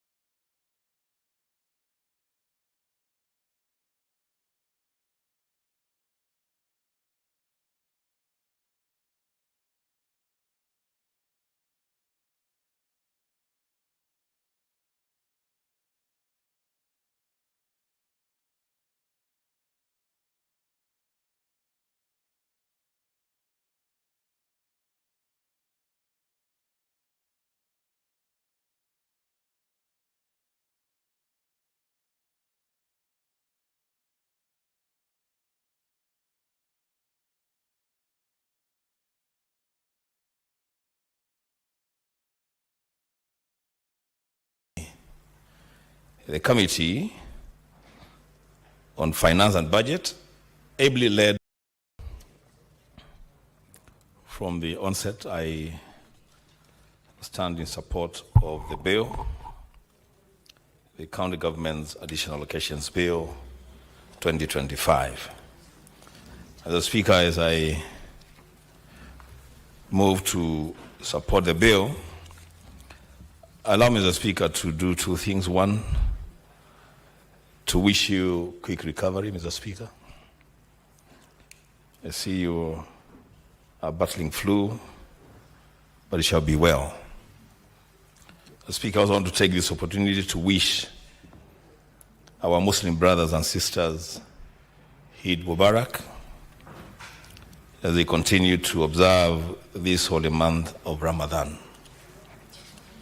I know I have a deal with the Muslim fraternity in Kitui, especially in Mwingi Town, and this shall be done. Mr. Speaker, going to the bill, I want to thank the Committee on Finance and Budget, ably led by the Senator for Mandera, Senator Roba, for coming up with this bill at such a time as this. Mr. Speaker, while seconding the bill, Senator Alwale may be carried by emotions and listed himself and all of us as enemies of devolution. Mr. Speaker, I hope because these are out of record, when Senator Alwale next gets a chance to speak on any matter, he shall retract that record from the answered. Mr. Speaker, what Senator for Kakamega has just done is that he has spoken contrary to the provisions of Article 96 of the Constitution. He has gone on record to say that the House that is charged with the responsibility of protecting devolution is actually the House against whom devolution should be protected. The Speaker, when he gets a chance, let him remove that record from the answered. Having said that, Mr. Speaker, I want to go to the first schedule of the bill. And it is common knowledge, Mr. Speaker, that column B of the first schedule, which lists the allocations to the construction of county headquarters, that column, Mr. Speaker, should contain 5 counties. Nyandarua is one of those counties that should benefit from that special allocation for the construction of county headquarters. But I see the figures for Nyandarua have dropped from the column. So, Mr. Speaker, because I believe that senators will pass this bill, and that should be the first amendment to the bill, to include the figures for Nyandarua. Because what is captured here is for the other 4 counties, Lamu, Isiolo, and the other 2 is Tana River and Tharaka Nithi. So, Speaker, when you go to column C, and that's where I want to spend a bit of time on the CAPE program. Mr. Speaker, I am the least qualified to speak about the government agenda on development and especially on manufacturing, the bottom-up transformative agenda. But I believe that these CAPEs speak to that policy. The realization that industrial development is a cornerstone to development in every country, for developing countries, for newly industrialized countries, for countries with economies under transition, even for the developed world, Mr. Speaker, industrialization is a cornerstone to development. And so, Mr. Speaker, in the wisdom of this administration or the Treasury, 19 counties were identified to be beneficiaries of the initial allocation of 250 million Kenya shillings from the national government. And then the 19 county assemblies are supposed to pass budgets to match that allocation to bring it to a total of 500 million Kenya shillings. Mr. Speaker, the criteria for choosing the 19 counties, I think, is a discretion that none of us would put a finger to.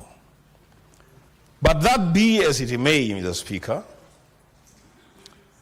there are a number of those counties in phase 1 that have received allocations from the national government to construct the industrial parks. Yes, they have identified the land and started construction, but that is as far as the story goes. Things are stalled. There is no conversation around the issue anymore. And so the auditors, and it's a right to do what they're doing, are capturing that as part of stalled projects. And they form part of the many, many white elephants that we have all over the country, Mr. Speaker. But, Mr. Speaker, Today, the senator of Kitui will be making announcements or pronouncements that will shock the governor of Kitui County. Because the Speaker, I stand here to congratulate the governor of Kitui County, Governor Dr. Julius Malombe. Kitui County is not part of the counties in the phase 1 to receive the 250 million Kenya shillings from the national government. But the County Assembly of Kitui, and I want to congratulate the Speaker of the County Assembly of Kitui, Kevin Kinengo, and his team of MCRs, they passed the county portion of this allocation. And the county government, both the executive and the assembly, have gone ahead to identify the land on which the CAIB for Kitui will be established. And in fact, gone a step forward and decided that that area now will be the Kitui industrial area. So they are allocated more land for purposes of future investments. The Speaker, as we speak today, that project in Kanyonyo of Kitui Rural constituency is almost now 50% done using county funds. And yet there are county governments, the Speaker, and I see there are senators here, I will not mention them, that have been allocated the money under phase 1. And they have not used up that money. The Speaker, the question that we should be asking ourselves is, if there are counties that seem to appreciate the importance of these industrial parks and their impact on the county economies and the recruitment and employment of our youths, and they have not been included in the phase 1 of the counties benefiting from this allocation, why can those counties be fast-tracked to get the allocations, complete these projects, and within the time of this administration, before the elections, because only God knows what will happen after the elections, so that the administration that has started these parks within their first term can at least see the fruits and the benefits of the parks in counties where work seems to be happening. Why continue allocating monies to counties in phase 1 that are not moving an inch, and yet there are counties categorized under phase 2 who have done so much, and they just need the final push to complete the parks and make them operational? The Speaker, those senators, as I said, are here and are looking at me, and I'm not mentioning their names, the Speaker, I want to invite them and their governors to come to Kanyonyo in Kitui Rural constituency of Kitui County to just maybe benchmark and see what needs to be done for these parks. Because, Mr. Speaker, truth be told, these industrial parks, if they are properly rolled out, they will change the economies of our counties. They will even be sources of county-owned revenues because of the levies and taxes that will be gotten from there. Mr. Speaker, that's what I wanted to say about the CAIBs. But having said that, because we are not allocated any money there, the county of Kitui is not allocated any money, because the counties allocated here are those counties that are categorized in phase 1. Mr. Speaker, I want to urge the decision makers on this allocation to see to it that they fast track those counties that are already doing things on the ground using their own portion of the money so that they can get the balance from government and complete these projects. And Kitui County, Mr. Speaker, should be the first under that consideration. Mr. Speaker, having said so many good things about the county government of Kitui and the governor, I must also remind him, because it's important that I do this, that this information that I have, that I'm communicating to the Senate and the country today, in defense of my county, Mr. Speaker, is information that I am struggling to get from officers in the county government. And yet, it is very good information that we can use to showcase our county and put it on the national map for good reasons. Mr. Speaker, I would ask my governor, Governor Malombe, to communicate better, to be more accessible, especially to the senator. When I seek to speak to the governor, I don't want anything personal. It's just about us working and making sure that things move in the right direction for the benefit of the people that we represent. Mr. Speaker, I know I am as passionate about Kitui County as you are about Meru County. And you say that when you begin doing these things, you make sure that things happen. And I know what you mean, Mr. Speaker. Mr. Speaker, on the next column, very, very important, column D on CHPs. The allocations to CHPs. You know, Mr. Speaker, and I don't want to speak for the other senators because they will have an opportunity to speak for themselves and for their counties. Let me speak about CHP's allocations in respect of Kitui County.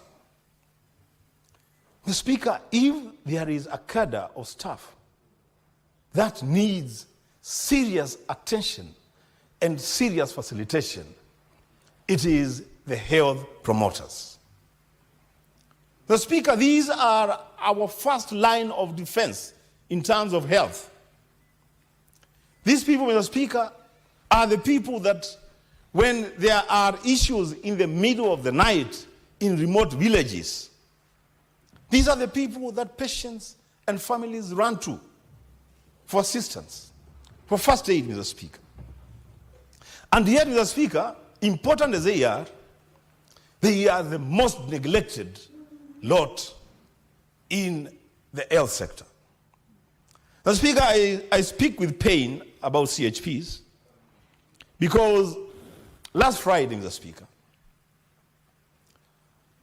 I was with a section of them from Kitui County.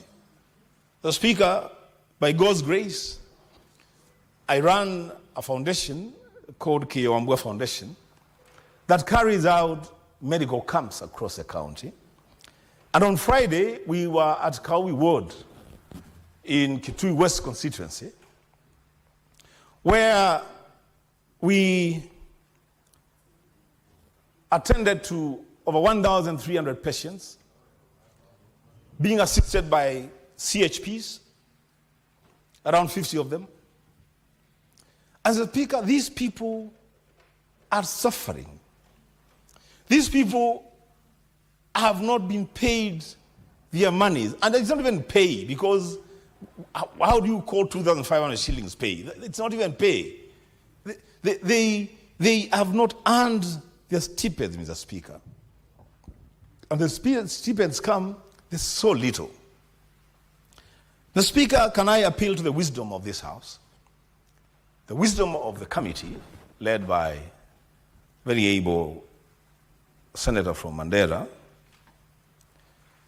to engage with their counterparts in the National Assembly and the Treasury and see, Mr. Speaker, what we can do to compensate and facilitate CHPs better. The Speaker, if we are able to facilitate CHPs better and in good time, then a lot of the common ailments that we struggle with, the Speaker, will be a thing of the past. Basic, hygiene, even helping the elderly to access medication for pressure and diabetes, and even nutrition, Mr. Speaker. If we just facilitate these CHPs better, then perhaps we will lessen. Actually, not perhaps, it is evident, it is true, that if we do this, we shall lessen the workload of our doctors and nurses and clinicians. So, Mr. Speaker, I see Kitui County, we have been allocated 74 million Kenya shillings for CHPs. We could do much better. For now, we'll take it, and we'll thank the committee for that. Mr. Speaker, lastly, and I wish I could know how much time I have. 2 minutes. Let me try. Mr. Speaker, let me speak briefly within the time that I have left. And if I'm not able, I'll request her to give me 1 minute, but I should be able to complete. Mr. Speaker, allow me to mention this thing about the RMLF. Mr. Speaker, I wanted to go on record. And after Senator Alwale comes and cleans up the answered, then let it go on record that the greatest enemies of devolution in this country are members of the National Assembly. That, Mr. Speaker, should remain on the answered for the rest of our lives. For now, as we speak, the greatest enemy of devolution in this country is the National Assembly. The Speaker, when you want to stop allocations of monies going to county roads, monies that are deducted, that are accrued from the fund that is established by an act of parliament, Mr. Speaker, simply because you want all the money to come to you so that you are the alpha and the omega in making decisions on which roads will be made and which roads will not be made. So that, Mr. Speaker, and let's call it as it is. It is not that the members of the National Assembly want to repair and maintain roads. It is that they want to control the funds so that they issue the contracts and tenders to their friends and to their wives and their girlfriends and their boyfriends, Mr. Speaker. That's exactly what they want to do. Mr. Speaker, I have looked at this schedule. For the county of Kitui, we are supposed to give the governor 445 million Kenya shillings to maintain county roads. But the members of the National Assembly want all that money to be given to themselves. Mr. Speaker, for as long as I remain the senator of Kitui County, my foot will remain on the ground for 445 million going to the county government of Kitui for maintenance of county roads. And there is this argument that when the money goes to the counties, oh, it is stolen, I don't know what happens. If a governor misappropriates funds, take the governors to court, charge them in a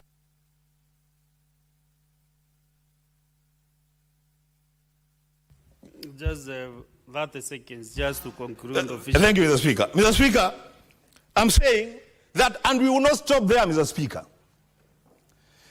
There is an adjustment that was done last year, July, on the fuel levy from 18 shillings to 25 shillings.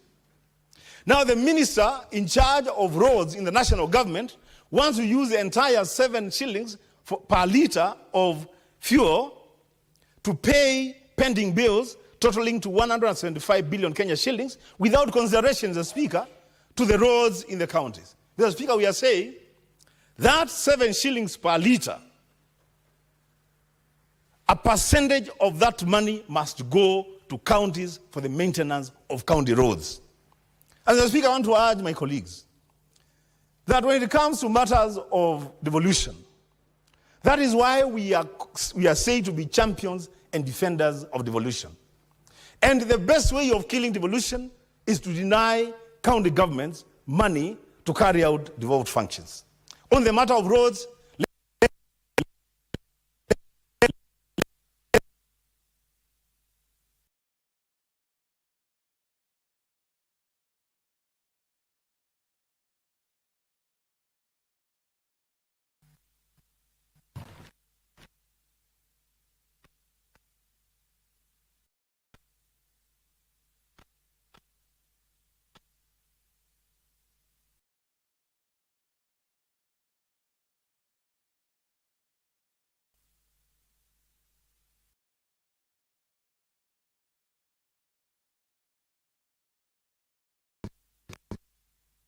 what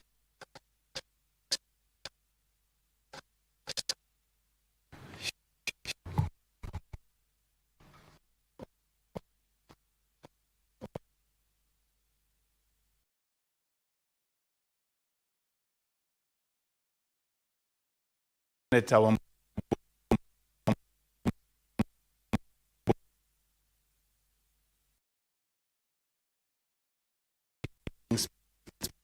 added on fuel levy.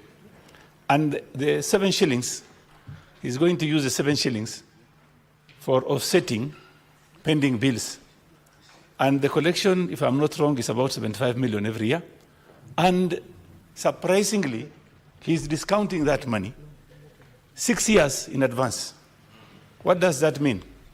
He's going to borrow money, or he's going to ask an investor to collect the money on behalf of the government, but pay that money in advance so that he can settle bills that are pending at the ministry.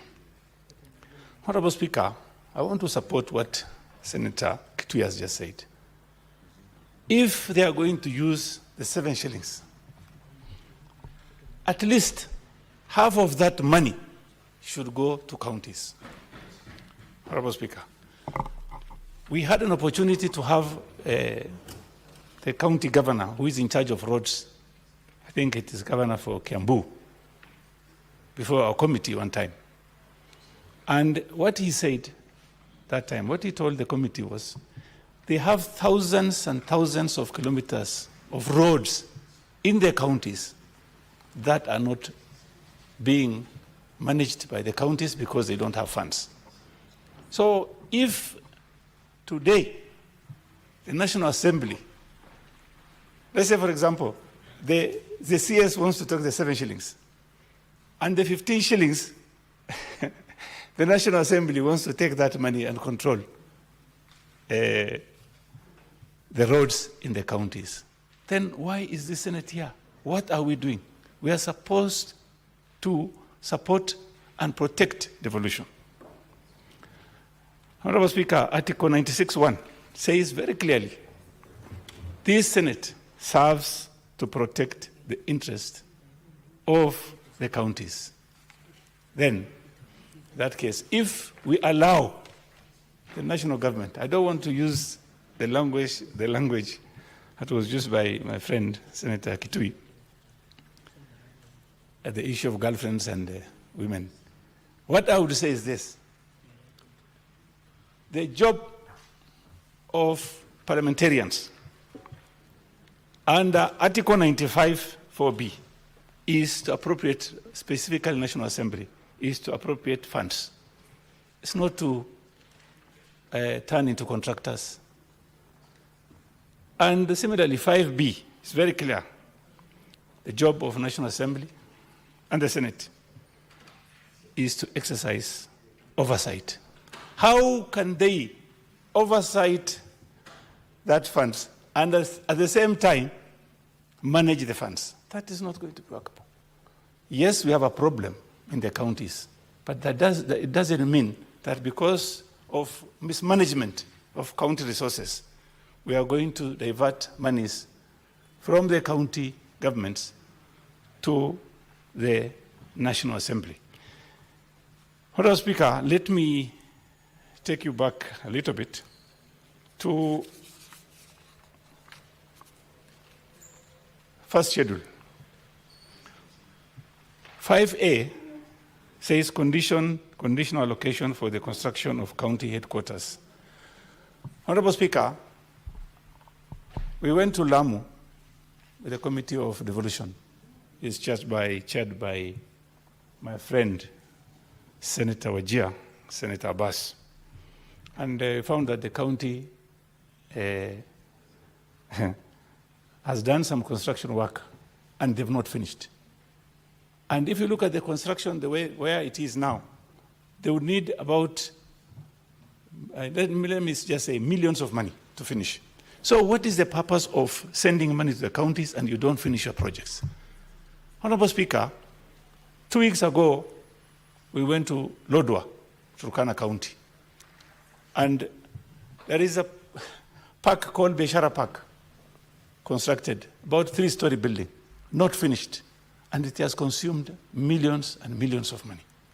And this Senate, I want to ask this Senate, the issue of counties, Honorable Speaker, there are projects that are not complete, funded by the national government and the county government, and some by the county government only.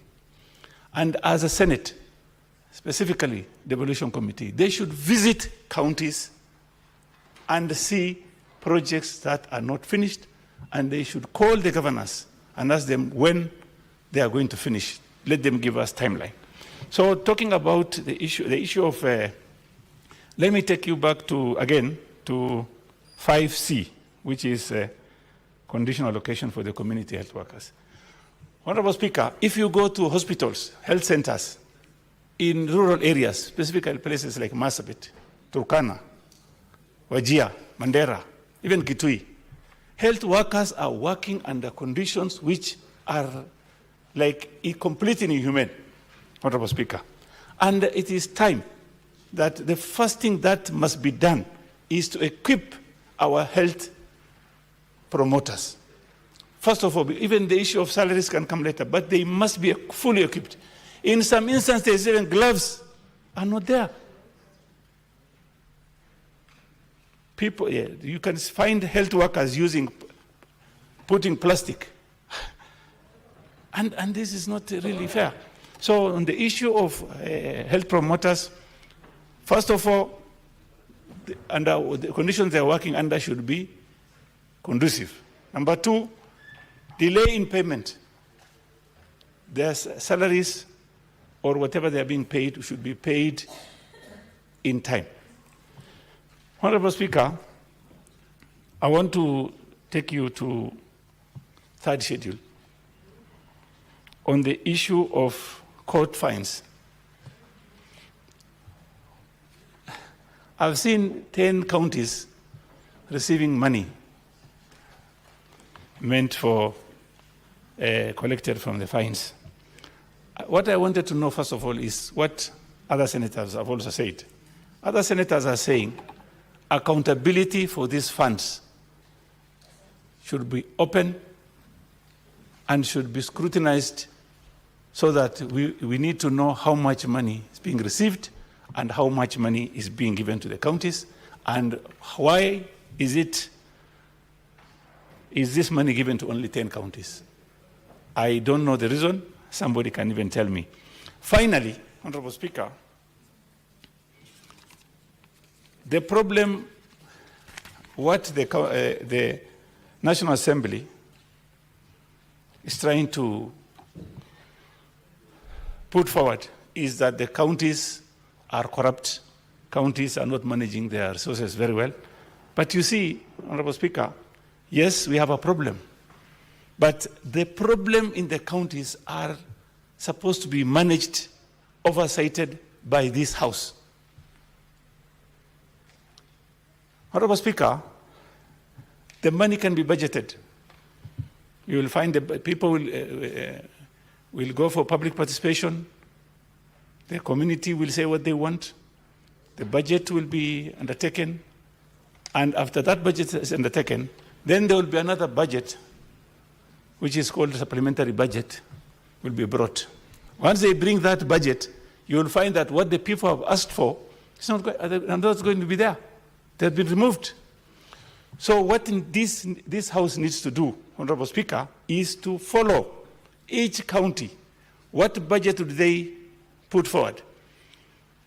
And what was the public participation? What did they ask for? What did the people ask for?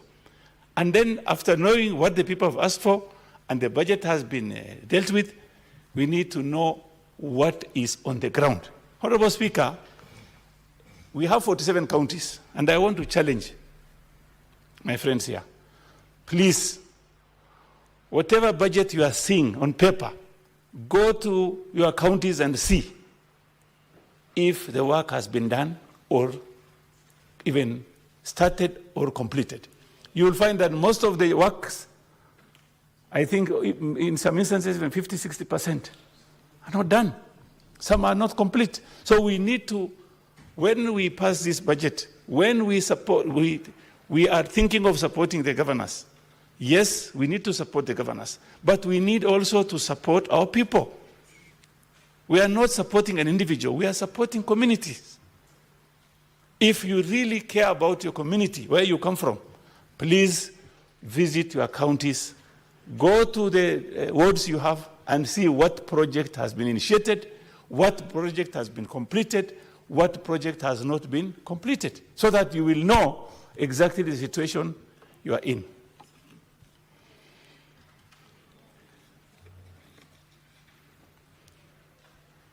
Honorable Speaker, I live in Karen,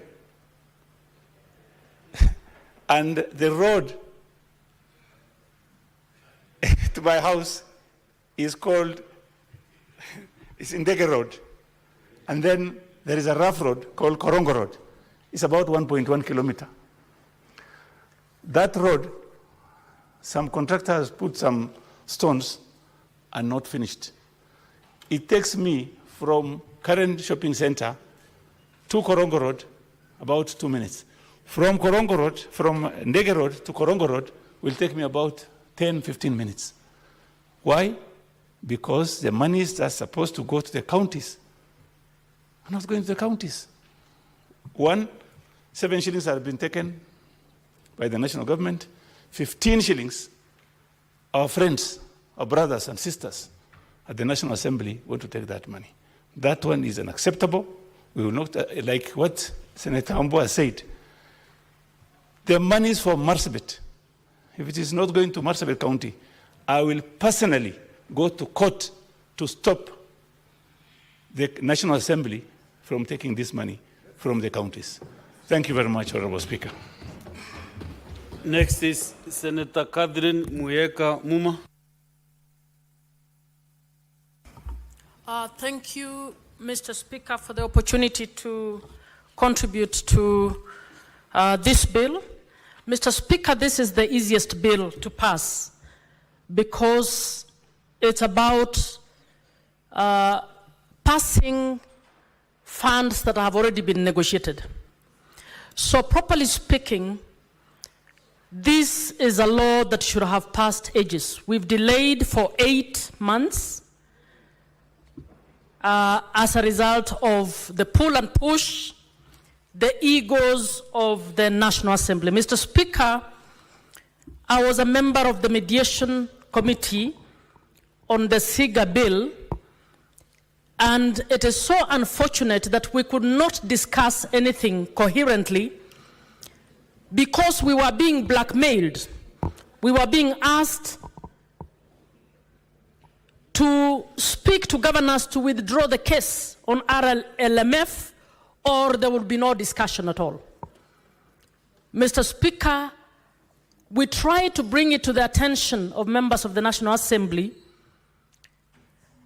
that what they were doing was not only undermining the people of Kenya, but it was also undermining the government program. For those of you in Kenya Kwanza, the bottom-up economic transformation agenda is actually seriously undermined by this delay. I can see majority is not here, but when you look at the first schedule, Mr. Speaker, the first schedule is about additional allocations from national government revenues, which actually means it is about implementing projects and programs that are within national government development agenda. Some of this includes the what was promised in the bottom-up economic transformation agenda. And I remember trying to raise it to the then chair of budget, who was the co-chair in the mediation, Mr. Ndindi Nyoro. I was asking him, I thought you are the supporter of bottom-up economic transformation agenda. How do you undermine this? Because all those projects that you should be showing Kenyans that you're implementing, you promised to come up with industrial parks in partnership with county governments. It was not county government's agenda, it was national government agenda. But you are here undermining the passing of the law that will deliver on that. Mr. Speaker, we will need majority leader, when you people have your PG, to actually advise your colleagues in the National Assembly that some of the decisions that you make actually undermine your own development agenda. So we won't be able to show much on all these programs in the first schedule because of the ego trips between the National Assembly, actually mainly by the National Assembly, that have delayed this issue. I would like us to apologize to the CHPs and to the county government health workers for the delays we have had, which are completely unnecessary. The payment to CHPs and the payments to the county government health workers that have been delayed is a total unfortunate occurrence, and we need to apologize to them. Unfortunately, we had to pass this law, but the National Assembly would not let us pass this law. Mr. Speaker, I think we need, in my view, to come up with ways in which the SIGA can actually pass without the shenanigans that we've gone through during this period. So I'm requesting that the Finance Committee or the Senate at large seriously consider whether there is an alternative way in which SIGA can pass without having to go through what we've gone through recently. Mr. Speaker, I would then want to speak to the fourth schedule.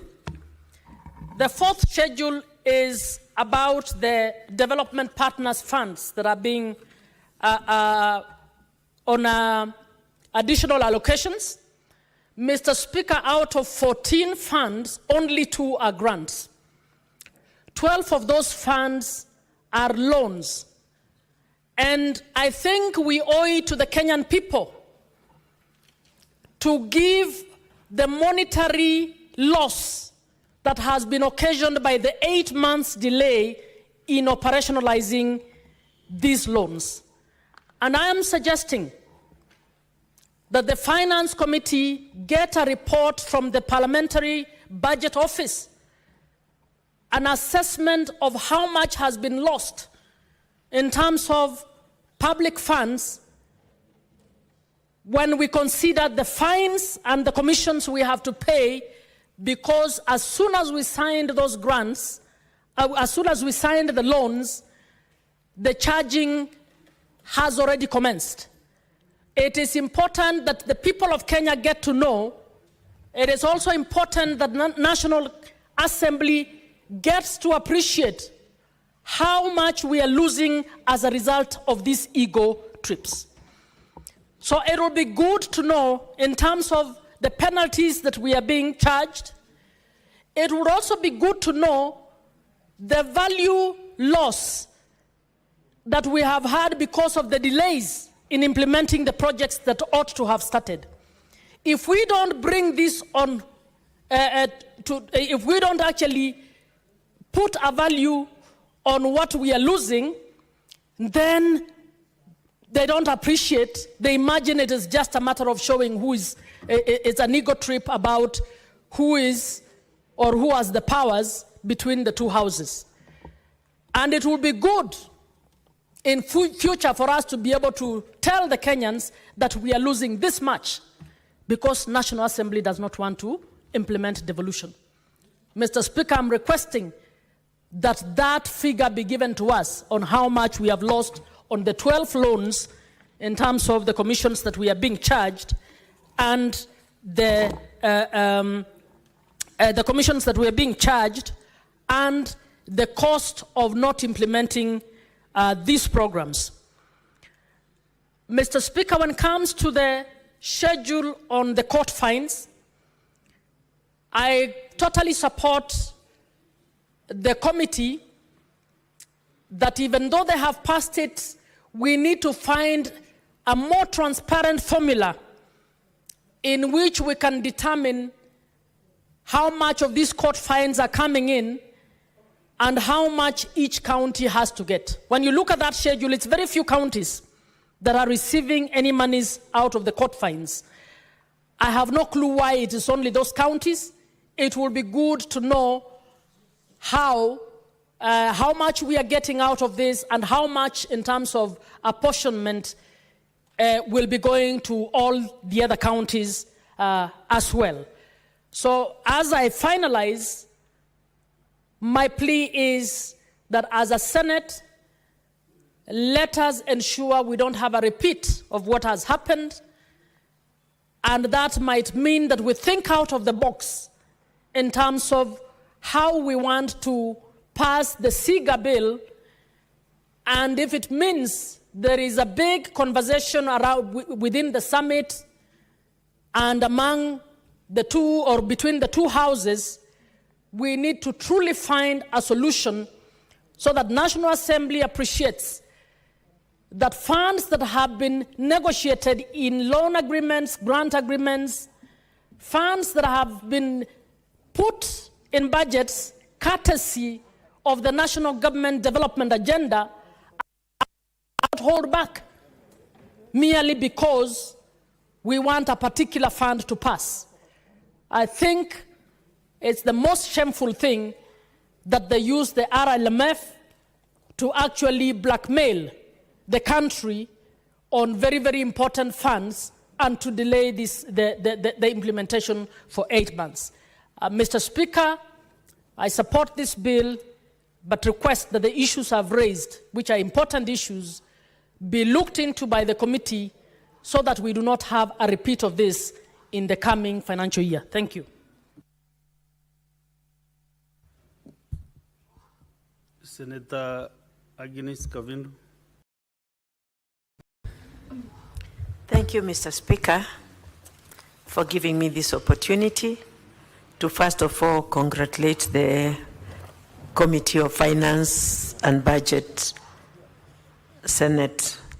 And Mr. Speaker, I want to say and to echo the words of those who have gone before me, this bill is overdue and counties are suffering.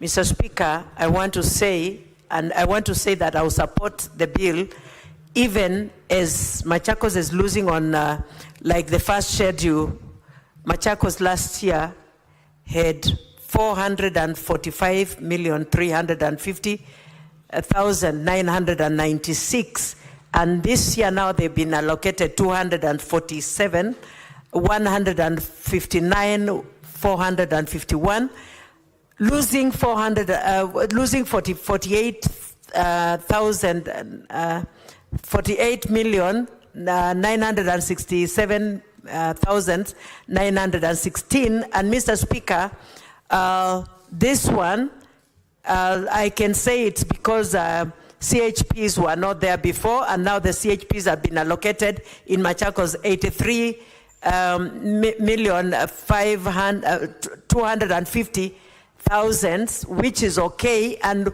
as we delay and not passing this bill, the CHVs are suffering. Also, the doctors are on the streets demonstrating every day because of lack of payments and their promotions. And so, Mr. Speaker, we should pass this bill as soon as possible, because on the doctors and the CHPs, at least across the country, they have 50.5 billion, which is not very good, but which is okay for the time being, so that they can continue living just like any other person.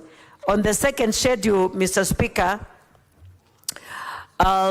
I would say that Machakos is gaining, because last year, 2023-2024, Machakos was not allocated any money on roads maintenance, and this year we have been allocated 314,887,445, which is okay. And Mr. Speaker, on unconditional and additional allocations, county government from the court fines. Machakos last year had 14,436,324. This year we've gained with 1,617,000,000, which brings it to a total of 16. And so, Mr. Speaker, when we go to the fourth schedule, Machakos again we have lost with 144,496,490 because last year we had 497,315,830 Kenya shillings, and this year we are getting 352. Mr. Speaker, I think we should pass it as it is as we continue following up with the rest of it. Mr. Speaker, when we continue delaying, because this money has already been dispatched from the partners' accounts, Mr. Speaker, we continue losing on interest, and we continue paying on interest when the counties are not working with this money. So, Mr. Speaker, I would say that we pass it as it is as we continue fighting for increment of it. And we should also warn county assemblies not to interfere so much on the National Assembly not to interfere so much on the allocations of the county governments, because we are on the ground and we know what is happening on the ground. Mr. Speaker, like when you go to Machakos and go and see the roads that belongs to county government of Machakos, they are in pathetic situations, Mr. Speaker. And that is why the governors are saying that they should be given this money so that they can work on the roads. And when the National Assembly, the MPs are working on their roads, the county governments should also be working on their roads. Mr. Speaker, I support. Thank you. Senator Kenywa Nderitu.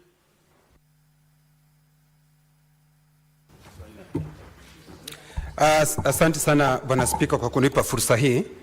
Kwanza mwanzo nataka kuunga mkono mswada huu, na vile vile Bwana Spika nataka kupongeza kamati ya fedha ya Seneti ambayo inaongozwa na Senator Roba kwa kazi nzuri ambayo wamefanya, Bwana Spika. Bwana Spika, moja kwa moja Bwana Spika, nikiingia katika ratiba ya kwanza, Bwana Spika, ukiangalia katika jedwali, Bwana Spika, naona ya kwamba vile ambavyo, na kwa sababu jukumu yetu kubwa Bwana Spika kama Seneti hii, jukumu letu kubwa kulingana na kipengee 96 ni ugavi wa hela ambazo zinaenda katika gatuzi zetu, na vile vile Bwana Spika kutetea na kulinda gatuzi zetu. Bwana Spika, nakumbuka ya kwamba kiranja wa wengi Senator Boni Halwali amesema ya kwamba sisi ni maadui wa gatuzi. Lakini Bwana Spika, nataka kumkosoa niseme sisi si maadui, lakini sisi tunatetea gatuzi zetu, Bwana Spika. Na vile vile Bwana Spika tunazilinda kutokana na wale ambao wangependa, ambao ni maadui wa gatuzi. Bwana Spika, kuanzia mwanzo nataka kusema ya kwamba napongeza vile ambavyo wauguzi wa pale nyanjani, Bwana Spika, wamepewa hela. Hasa Bwana Spika, nikiangalia kwetu Laikipia, Bwana Spika, naona wamepatiwa milioni 25, Bwana Spika. Kwa sababu hao ndio wanafanya kazi nzuri, Bwana Spika. Ukitembea nchi kama Cuba, Bwana Spika, utaona ya kwamba hawa wahudumu wa nyanjani ndio wanahusika pakubwa, kwa sababu wao ndio wako na wananchi pale mashinani, Bwana Spika. Mgonjwa awe na ugonjwa wa saratani, awe na ugonjwa wa moyo na magonjwa yale mengine, Bwana Spika, ambayo yanaathiri watu wetu, wale ndio wako pale na wanaangalia wagonjwa wetu pale, Bwana Spika. Kwa wao kutokuwa hawajalipo, Bwana Spika, inaleta kero katika nchi yetu ya Kenya, Bwana Spika. Na ndiposa wakati huu nataka kushukuru kamati kwa sababu tayari wameweka shilingi milioni 25 ambazo zitakwenda kwa wauguzi wetu wa nyanjani pale Laikipia, Bwana Spika. Vile vile Bwana Spika, ukiangalia katika jedwali pale nataka sana kujadili mambo ya Laikipia Bwana Spika, kwa sababu kila seneta yuko hapa anaweza akaguzia kaunti yake. Bwana Spika, ukiangalia tena katika kulipa madeni ya wale maafisa wa afya pale gatuzi zetu, naona ya kwamba Laikipia tumepewa milioni 40 Bwana Spika. Hii itasaidia kwa sababu Bwana Spika, wewe hivi juzi ulikuwa umeenda hapa kuchukua dua ambalo lilikuwa imeletwa na hawa madaktari, kwa sababu kila wakati ni maandamano kwa sababu hawajapewa pesa yao. Bwana Spika, hawa wauguzi ndio tunategemea kila wakati, kwa sababu Bwana Spika, unaweza kukosa barabara Bwana Spika, unaweza kukosa hata elimu, lakini Bwana Spika, ukiwa mgonjwa unaweza ukafa. Kwa hivyo ni vizuri sana hizi hela zimewekwa ndio waweze kuwa wamehudumiwa, kwa sababu Bwana Spika, wamekuwa kila wakati na shida. Bwana Spika, ninataka kuangazia hizi sehemu ambazo zimetengwa ama KAIP ambazo zimetengwa kuongeza dhamana za bidhaa zetu Bwana Spika.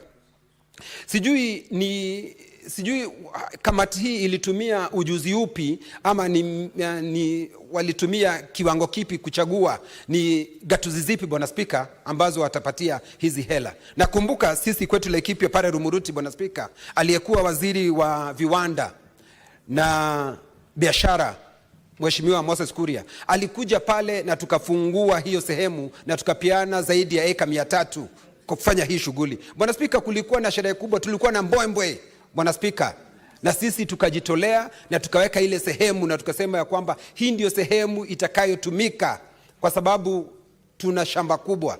Kwa hivyo tukangoja kwa hamu na gamu, kwa sababu serikali kuu ilisema itapeana shilingi milioni 250 kwa kila gatuzi Bwana Spika. Lakini nikiangalia hapo Bwana Spika, naona ndio kuna gatuzi 19 ambazo zimepewa. Nakumbuka Kiranja walio wengi Boni Halole amesema ya kwamba ndio tuwe na subra, kwa sababu hata kaunti yake haijapewa zile hela. Tuwe na subra tuweze kuangalia, pengine wakati ule mwingine na sisi tutakuwa tumeangaliwa. Lakini Bwana Spika, shida moja na hata maswali ambayo tunapaswa kujiuliza, sehemu hizi ambazo zimetengwa tayari tumejua ni bidhaa zipi ambazo tutakuwa tukiongeza dhamana, kwa sababu tunaweza tukatengeneza hata serikali ikaleta pesa pale, lakini ibaki kuwa mahame Bwana Spika, kwa sababu tumeona mambo mengi yakitendeka, hata nyumba nyingi zinatengenezwa, vitu vingi vinafanywa, lakini inabaki kuwa mahame Bwana Spika. Kwa hivyo tuangazie kama seneta, pesa tukigawa ziende katika gatuzi yetu, zile sehemu kuwa zikitumika vizuri Bwana Spika. Tusitengeneze ya kwamba tumetengeza zile sehemu ya kuongeza dhamana katika bidhaa zetu na hatuna chochote ambacho tunaongeza dhamana. Kama kwetu Laikipia tuna nyanya, tuna mifugo, na tuchague ni kipi ambacho tutakuwa tukiongeza dhamana. Ukienda Usingishu nao wakue ni kipi wanaongeza dhamana, ndio tusifanye jambo moja sisi wote tukue kuna jambo tunafanya. Ni kukue kila gatuzi Bwana Spika ikue imechagua ni nini ambacho wataongeza dhamana. Ukienda Narok upate ni ng'ombe, kama ni maziwa Bwana Spika, tunashabikia Narok kwa kuwa kufanya ile kazi. Ukienda Nyamira Bwana Spika ni mandizi Bwana Spika, tunashabikia hiyo. Lakini Bwana Spika, isiwe ati ukienda Narok ni maziwa, ukienda Kisii ni maziwa, ukienda Nyamira ni maziwa, itakuwa ni kazi bure Bwana Spika. Kwa hivyo ni mpaka tujipange, tujue ni lipi tunakacholifanya wapi Bwana Spika. Bwana Spika, kuna huu mfuko wa ushuru wa kutengeneza barabara Bwana Spika. Kwa lugha ya Kiingereza wanasema RMLF Bwana Spika. Bwana Spika, mimi naunga mkono kabisa, kwa sababu hakuna barabara zimesemekana vizuri. Hizi ni barabara za gatuzi na hizi ni barabara za serikali kuu.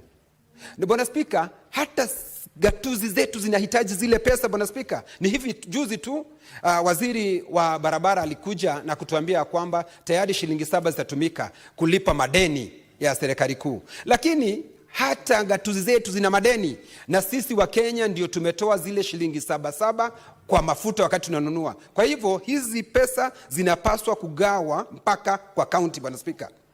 Na Bwana Spika, nikiangalia katika ratiba ya pili Bwana Spika, Laikipia kulingana na ugavi wa fedha hizi za RMLF, Bwana Spika, Laikipia tungepewa milioni 235, Bwana Spika.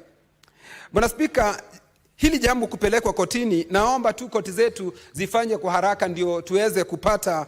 Sisi Laikipia hatutaondoka, Bwana Spika. Mimi nitasimama kidete, nitasimama wima, kwa sababu barabara zetu za Laikipia ziko hali mbaya, Bwana Spika. Na kusema ya kwamba National Assembly, Bwana Spika, ama jumba la kitaifa litaleta mvurugu huu ndio sisi watu kaunti zetu zisiweze kupata hela hizi, Bwana Spika, tutapinga leo, kesho kutwa Mtondo na Mtondogo tuweze kupata pesa zinazoenda katika kaunti zetu, Bwana Spika. Na sisi Laikipia hizi milioni 235 tusiambia kwamba, Bwana Spika, sijui governor atatumia vibaya, sijui atatumia namna gani. Kuna sheria zitafuatwa. Akitumia pesa vibaya, kuna kamati ambayo inaongozwa na Kajwang hapa, na kuna kamati nyingine ambayo inaongozwa na Otosi, na wanaangalia haya mambo kwa kindani, Bwana Spika. Na vile vile, Bwana Spika, tuna MCA wetu ambao wanafanya kazi ya oversight ya kwanza kuangalia. Kwa hivyo kusiletwe vijisababu vyovyote, Bwana Spika, kusema ya kwamba pesa hazitapelekwa katika kaunti kwa sababu fulani ama fulani ataiba. Bwana Spika, nani alisema hata wabunge wa kitaifa wao ni malaika, Bwana Spika? Hata wao si malaika, Bwana Spika. Kwa hivyo sisi tunataka hizi hela ziende katika gatuzi zetu, Bwana Spika.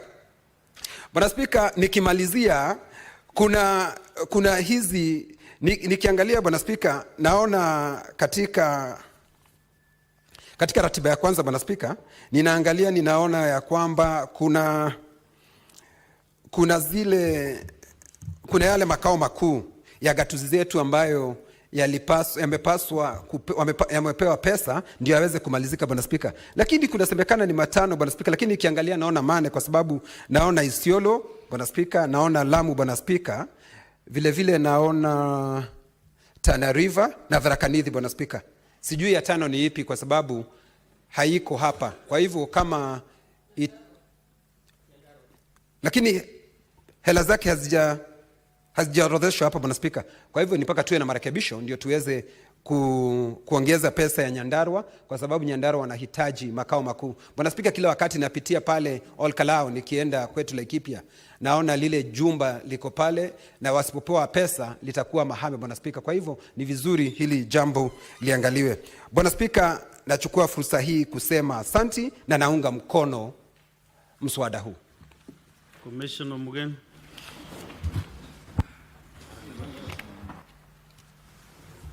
Yes, thank you, Mr. Speaker, for giving me an opportunity. I want to begin, Mr. Speaker, by thanking the Committee of Finance that has put a lot of effort behind this bill. But, Mr. Speaker, yesterday we were having a session with the governor of Nyamira, looking at how money is being spent in our county government of Nyamira. Mr. Speaker, we can put a lot of effort as senators, send a lot of money to our counties, but unless, Mr. Speaker, this money is used for the intended purposes, it will never be impactful on the citizens of our respective counties. I'm happy, Mr. Speaker, that the county of Nyamira is going to get additional money that is supposed to assist the governor to solve some of the challenges he's facing. I'm happy, Mr. Speaker, that for my community health promoters, the guys who are in the first line of defense in ensuring that we are assisting our people in accessing health care, are going to get an allocation of 44,370,000. How sad is it, honorable senators, that in my county, the last time community health promoters received a coin from our county government was in October 2023. They have been working for more than a year without getting any coin from the county government of Nyamira. I hope and I pray to Almighty God that the governor will not be tempted to divert this money. This money should go to our CHPs. They should be paid in appreciation. In fact, Mr. Speaker, if I was a governor, I'll try to motivate the community health promoters so that they even grow to become specialists in their field. What is wrong in training these people in nutrition? Take them, those who have interest, they should join our health training colleges so that they grow and become nurses. But when you demotivate them, allow them to work for 2 years, you don't pay them. We are not motivating this kind of people. I had Senator Kinyua speak about the value chain addition. I can see, Mr. Speaker, that my county is receiving a total of 168,123,322 to support value chain for farmers. But I'm posing this question, Mr. Speaker. If we went to the county of Nyamira today, are we going to find farmers who have been trained on any value chain? Senator Kinyua, if we come to your county today, we have been sending money to your governor. Will we find a group of farmers who will tell us that, yes, World Bank supported us, now we are value chain? If you come to Nyamira, I'm sure you will not get anything. It's unfortunate, honorable senators, that this money ends up in the pockets of governors. Because value chain means you must address post-harvest activities. Maybe if it's bananas, you should tell us that the Kisii farmers have now been trained. After they harvest their bananas, they have started producing banana crisps, for example. Are you going to get that in Nyamira, Mr. Speaker? I'm sure you will not find anything close to any value addition on my farmers. I'm sure 100%. But how much money is going to Nyamira? 168,123,000. Have we even trained farmers on marketing? I don't know about Meru. Maybe Kawera may have trained farmers before she left. I don't know. But I can tell you, Mr. Speaker, in many counties, Mr. Speaker, this money ends up in the pockets of governors. Yesterday, we were treated to a comedy, Mr. Speaker. Our governor said it took time to submit documents to the auditors because he wanted to rearrange photos that he took training farmers, photos he took doing public participation activities. But Mr. Speaker, when you look at those photos, it's like he took Seventh-day Adventists attending a church under trees, and he says this is public participation. And then he hides the images of the participants because he doesn't have to see there is a pastor somewhere. Mr. Speaker, when we give money to counties, let's follow with oversight.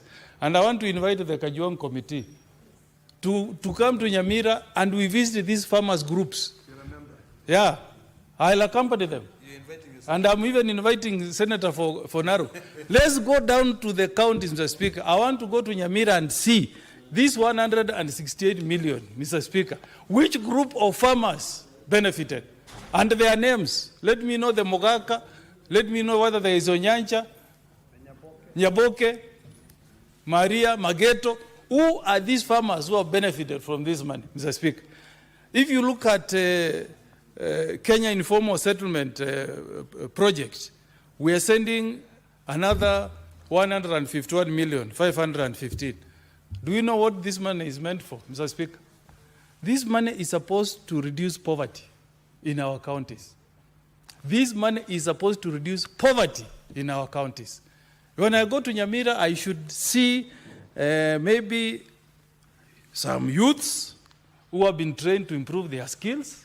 I should be able to see youths who have been given money by our governors to start some business, Mr. Speaker, because this is money that is coming from donors and we will pay for it. It's not free money. But unfortunately, when this money reaches our counties, they call accounting officers and say, imekuja, nataka yangu ile nyumba yangu sijamaliza, 20 million. We must do something as governors, as senators, Mr. Speaker, to put the governors to account for every coin that we send. We have come from vacation, Mr. Speaker, because we want our people down at the grassroots to get this money so that it improves and changes their lives. But not to send money so that governors can build big mansions.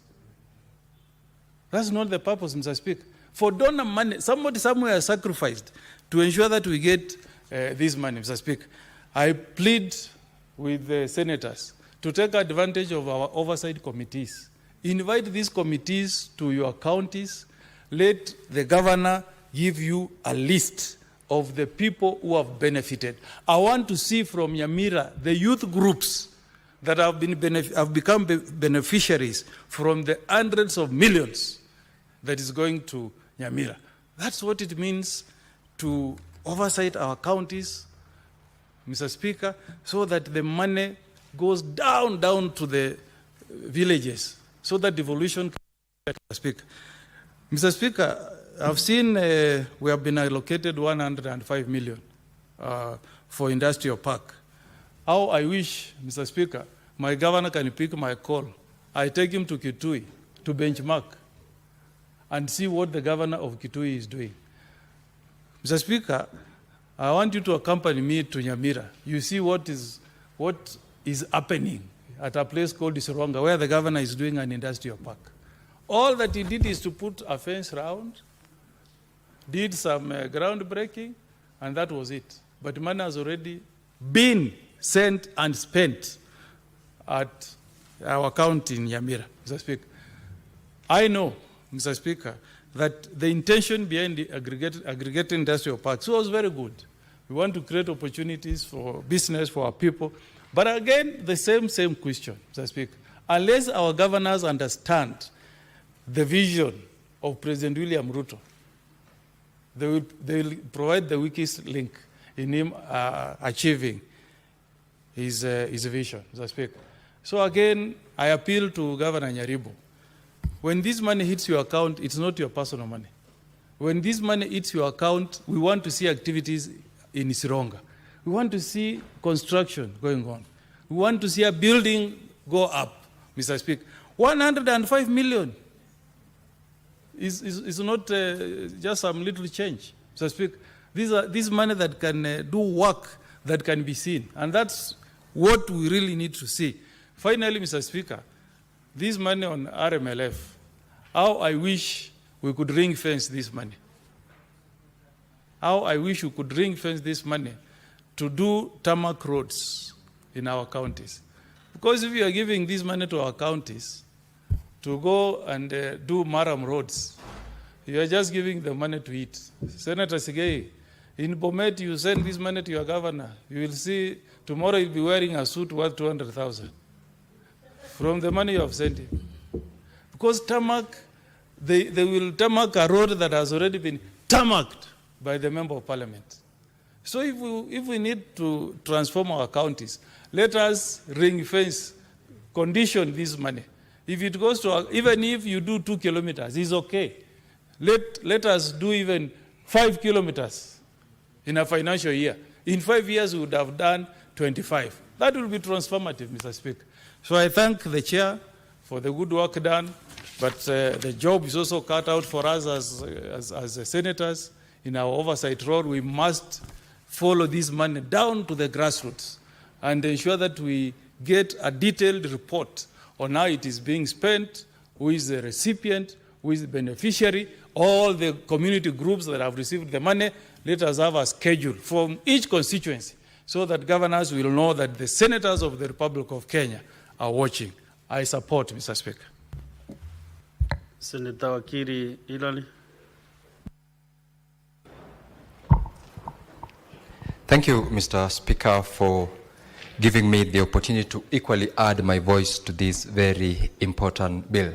Mr. Speaker, it's important because this House has been recalled from recess to come and deal with this critical bill because it is one which sorts out what my colleague, Senator Okongo Mogene has said, monies that will go to the counties. And how I wish the monies which will be at the end of this bill, once it's voted for and passed, that money is utilized for the intended purposes.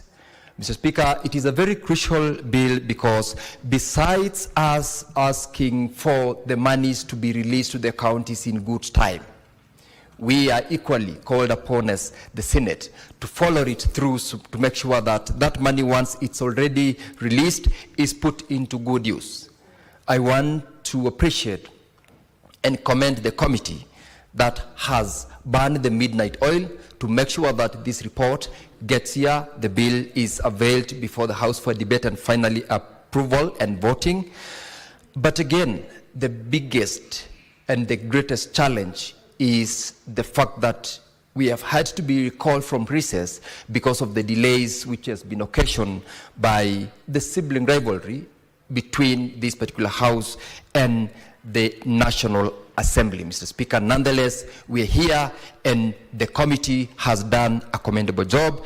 And I wish to just make a few comments, particularly with regard to the fact that we are dealing with this bill because we want our respective counties to get additional allocation. And it is reflected, Mr. Speaker, in fact, from the objectives of the bill, that this bill seeks to allocate supplementary or rather additional resources to our various county governments and define respective responsibilities, particularly with the respective county governments on the allocated resources. Mr. Speaker, we wish that once these resources are released to the county governments, we expect some level of efficiency and effectiveness in the utilization of the resources. The most unfortunate thing, Mr. Speaker, is that as we fight for additional allocations to our respective county governments, the monies, once they get there, are misappropriated in very many ways. Time and again have we had our governors appearing before the various committees, and the experiences that we get, the experiences that we see from not only their presentation, but even the documentations that come from their offices, together with the documentations that the committees and this House are utilizing, courtesy of the Office of the Auditor General, are so wanting and with glaring misappropriation and corruption. And Mr. Speaker, how I wish that even as we push for these resources, we do not send the resources and, as we have always said, have the devolved corruption use the money for otherwise unintended purposes. Mr. Speaker, this particular bill, and I want to speak to the specific provisions of the bill running from the clauses. First of all, Mr. Speaker, under clause 4, which deals with the first schedule of the bill, this is where we have provided for additional allocations which will consist of various funds. And these funds, Mr. Speaker, are the funds which, as I've said, has been occasioned because of the delays in between the National Assembly and the Senate. Mr. Speaker, the additional funds are pursuant to the provisions of Article 201, 202 of the Constitution. The most of it, Mr. Speaker, is the fact that we are asking all our county governments, or rather we are supporting all our county governments to get additional funding. In this case, Mr. Speaker, each county government will get additional allocation from the national share, and this particular fund will be expected to be utilized for the purpose that it has.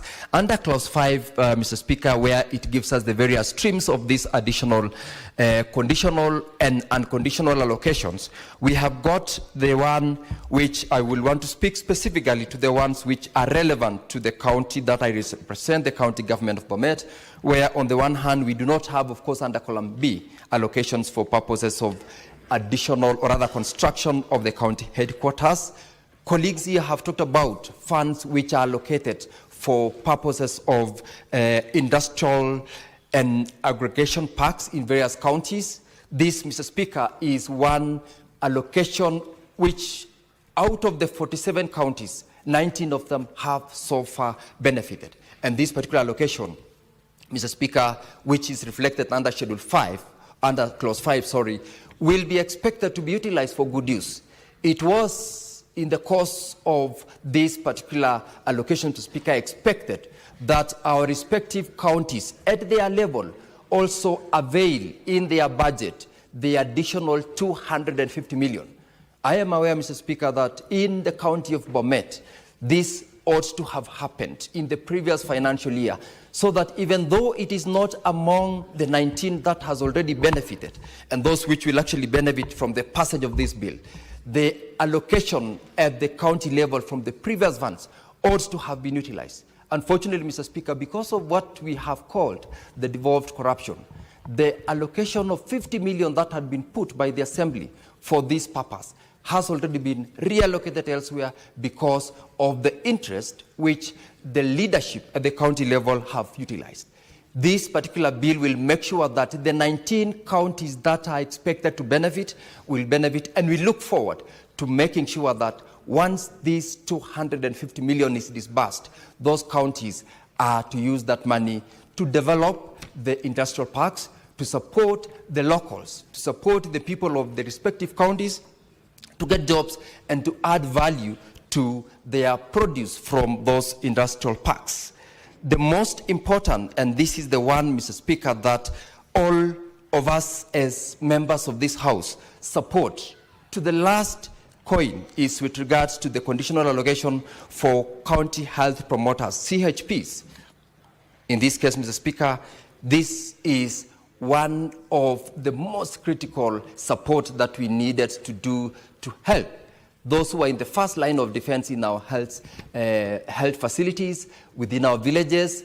And these are the team that, Mr. Speaker, for the last over 2 years in the county government of Bomet, they have never gotten any payment from the county governments. This allocation, Mr. Speaker, will ensure that at least this team gets appreciation for the work they are doing, supports the community, and continues also to be motivated, so that even though the allocation might not be sufficient enough to pay them for the work they are doing, they are appreciated and they will be able to continue.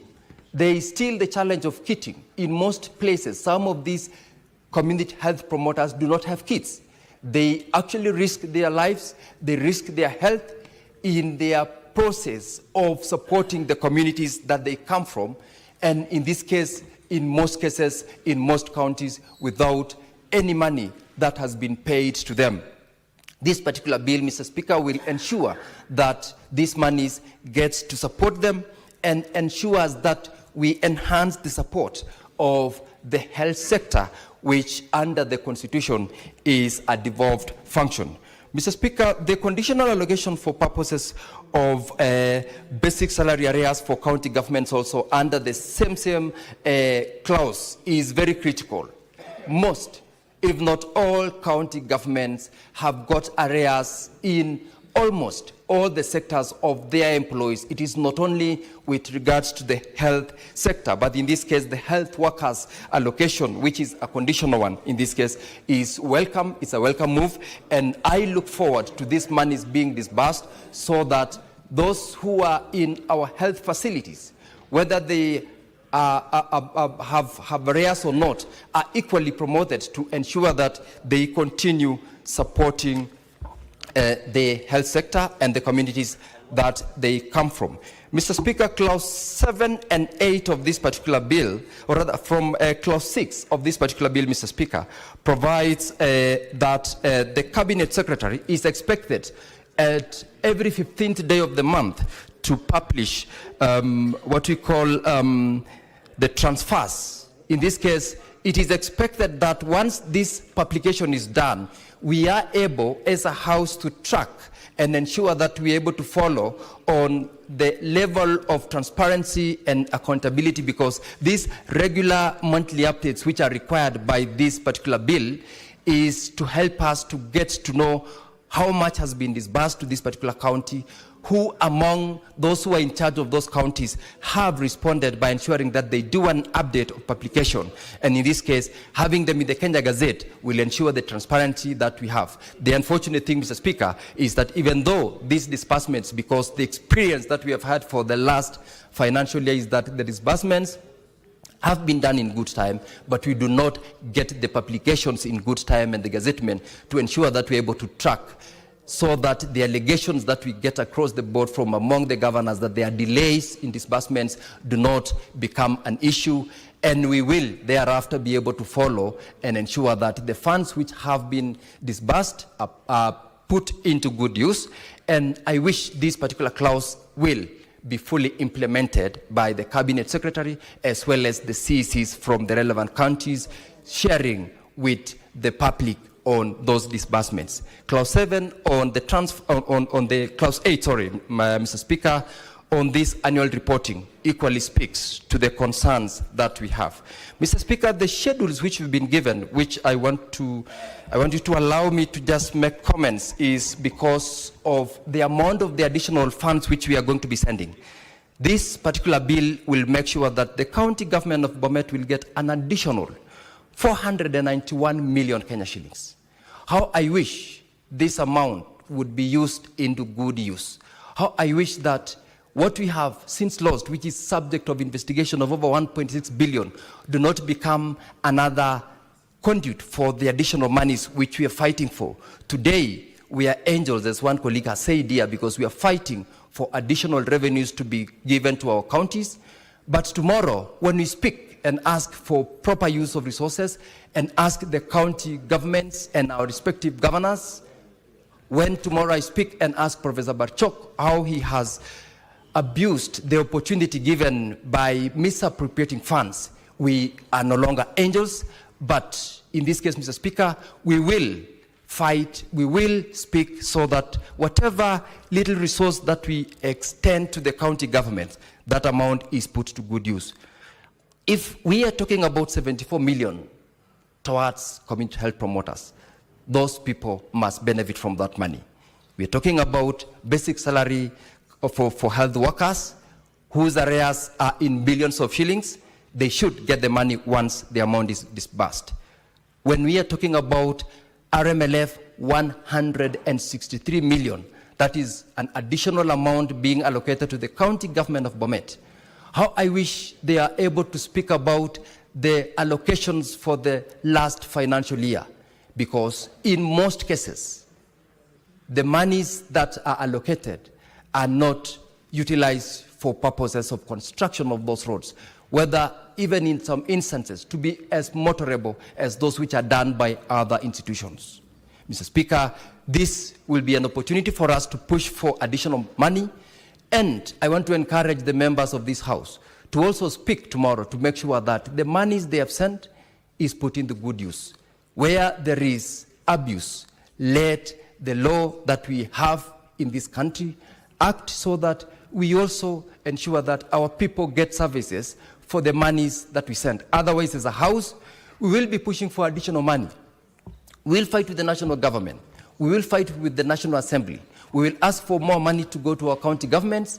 And as the rest of my colleagues here have said, that amount that is sent out will go into the pockets of the county governments, of the county governors and their friends. Because an additional amount of 491 million is not small amount of money. But we would want to see that a reflection of service delivery to the people, whether in terms of payment of salaries, whether in terms of service delivery to a number of the projects, which unfortunately, Mr. Speaker, those which are funded by other partners are visible. Those which are funded by the county governments are not feasible. We would like to call upon those people at the county government, led by the county governor and his team, to make sure that as we pass this bill, we want them to account up to the last coin. We want the people to feel the government and the resources that are sent. Mr. Speaker, I know and I want to encourage the colleagues in this House to make sure that we support and pass this bill so that at the end of the day, we will be having a reason to ask our county governments to account. And Mr. Speaker, I thank you. Honorable Senator, as you recalled in the morning, the business on the Honda paper was rescheduled, or was rearranged. So for the purpose of today's business in the afternoon, I want us to lay some papers and give notices of motion. Then we'll go back now to the debate of the bill. That's 5 minutes. Clerk. Order number 5, papers. Chair Sipak.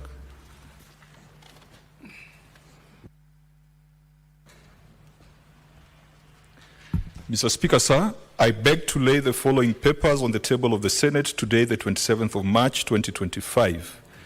Reports of the Select Committee on County Public Accounts on the consideration of the reports of the Auditor General on the financial statements, Volume 1 and Volume 2, for Mombasa, Kwale, Kilifi, Tana River, Lamu, Taita Taveta, Garissa, Wajir, Mandera, Marsabit, Isiolo, Meru, Tharaka Nithi, Embu, Kitui, Machakos, Makueni, Nyandarua, Nyeri, Kirinyaga, Murang'a, Kiambu, Turkana, West Pokot, Samburu, Trans Nzoia, Uasin Gishu, Elgeyo Marakwet, Nandi, Baringo, Laikipia, Nakuru, Narok, Kajiado, Kericho, Bomet, Kakamega, Vihiga, Bungoma, Busia, Siaya, Kisumu, Homa Bay, Migori, Kisii, Nyamira, and Nairobi City County Executive for the financial year 2023-2024.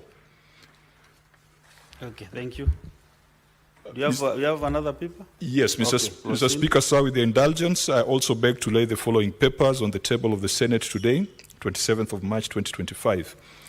Reports of the Select Committee on County Public Accounts on the consideration of the reports of the Auditor General on the financial statements for Mombasa, Kwale, Kilifi, Tana River, Lamu, Taita Taveta, Garissa, Wajir, Mandera, Marsabit, Isiolo, Meru, Tharaka Nithi, Embu, Kitui, Machakos, Makueni, Nyandarua, Nyeri, Kirinyaga, Murang'a, Kiambu, Turkana, West Pokot, Samburu, Trans Nzoia, Uasin Gishu, Elgeyo Marakwet, Nandi, Baringo, Laikipia, Nakuru, Narok, Kajiado, Kericho, Bomet, Kakamega, Vihiga, Bungoma, Busia, Siaya, Kisumu, Homa Bay, Migori, Kisii, Nyamira, and Nairobi City County Assemblies for the financial year 2023-2024. Thank you, Mr. Speaker. Chair, County Public Investments and Special Funds Committee.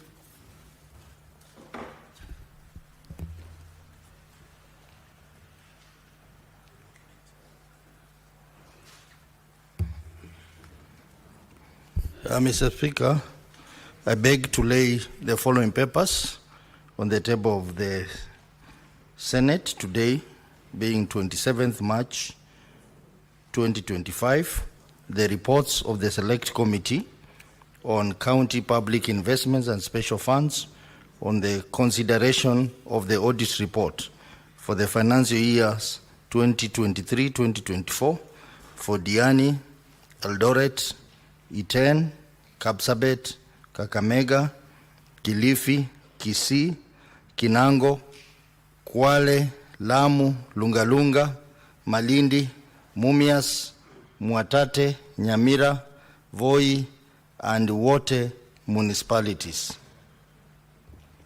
Further, Mr. Speaker, I beg to lay the following papers on the table of the Senate today, 27th March 2025. The reports of the Select Committee on County Public Investments and Special Funds on the consideration of the audit report for the financial year 2023-2024 for Busia, Kwale, Lamu, Malindi, Tavevo, Water and Sewerage Company Limited, and Eldoret, Gatanga, Gusii, Kakamega, Kapsabet Nandi, Kibwezi Makindu, Mbooni, Murang'a South, Murang'a, and Tana Water and Sewerage Companies Limited.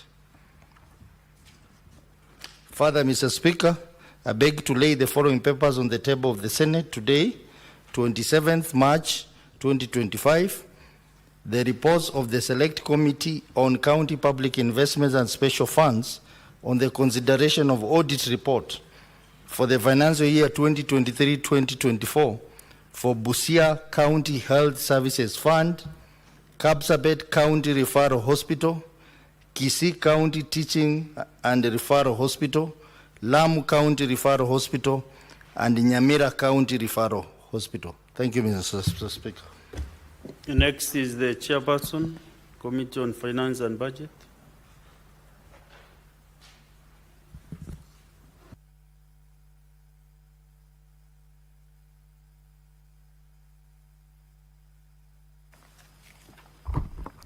Thank you, Mr. Speaker. I do beg to lay the following paper on the table of the Senate, the today, 27th, report of the Standing Committee of Finance and Budget on the consideration of the County Government's Additional Allocation Bill, Senate Bill number 1 of 2025. Next order. Order number 6, notices of motion. Chairperson, County Public Accounts Committee.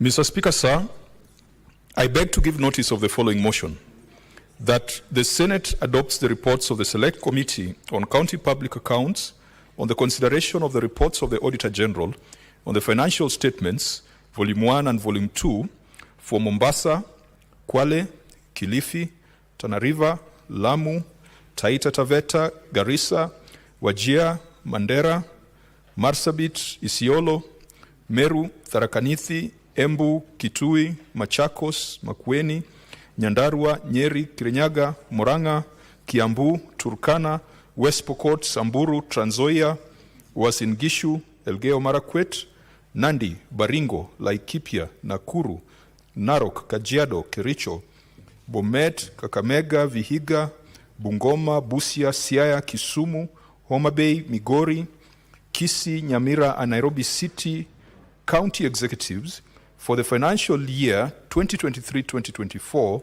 laid on the table of the Senate on Thursday, the 27th of March 2025, and approves the recommendations of the Committee on the financial statements and fiduciary risk assessment of the respective county executives for the financial year 2023-2024. Thank you. Next, Chair, you have another notice? Yes.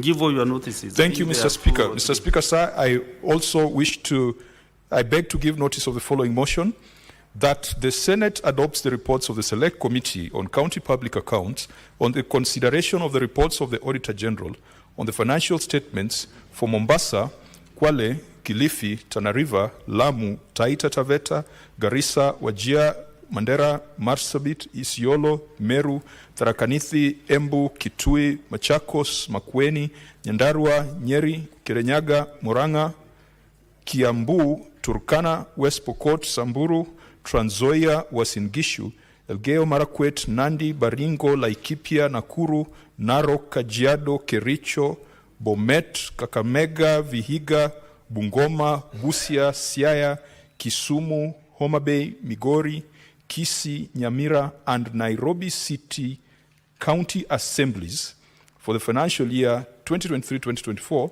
laid on the table of the Senate on Thursday, 27th of March 2025, and approves the recommendations of the Committee on the financial statements of the respective county assemblies for the financial year 2023-2024. Thank you. Senator Osotsi, you also may need to move your motion. Mr. Speaker, I beg to give notice that the Senate adopts the reports of the Select Committee on County Public Investments and Special Funds on the consideration of the audit report for the financial year 2023-2024 for Diani, Eldoret, Iten, Kapsabet, Kakamega, Kilifi, Kisii, Kinango, Kwale, Lamu, Lungalunga, Malindi, Mumias, Mwatate, Nyamira, Voi, and Wote municipalities laid on the table of the Senate on Thursday, 27th March 2025, and approves the recommendations of the Committee on the financial statements of the respective municipalities for the financial years 2023-2024. Mr. Speaker, I also beg to give the motion that the Senate adopts this report of the Select Committee on the County Public Investment and Special Funds on the consideration of audit reports for the financial year 2023-2024 for A, Busia, Kwale, Lamu, Malindi, Tavevo, and Water and Sewerage Companies Limited, and B, Eldoret, Gatanga, Gusii, Kakamega, Kapsabet, Nandi, Kibwezi, Makindu, Mbooni, Murang'a South, Murang'a, and Tana Water and Sewerage Companies Limited, laid on the table of the Senate on Thursday, 27th March 2025, and approves the recommendations of the committee on the financial statements for the respective water service providers for the financial year 2023-2024. Mr. Speaker, I also beg to give notice that the Senate adopts the reports of the Select Committee on County Public Investments and Special Funds on the consideration of audit reports for the financial year 2023-2024 for Busia County Health Services Fund, Kapsabet County Referral Hospital, Kisii County Teaching and Referral Hospital, Lamu County Referral Hospital, and Nyamira County Referral Hospital, laid on the table of the Senate on Thursday, 27th March 2025, and approves the recommendation of the committee on the financial statements of respective county referral hospitals for the financial year 2023-2024. Thank you, Mr. Speaker. Thank you, Senator Osotsi. Now, honorable members, having concluded on those notices of motion which the chair had directed that they be given, we will go back to order number 13, where we will allow members to still contribute to the bill that was being debated. And I will allow Senator Adan Dulo Fatuma.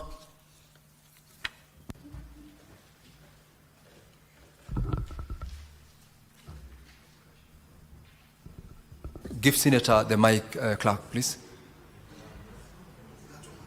It's not working. You can move to the next seat, Senator Dulo.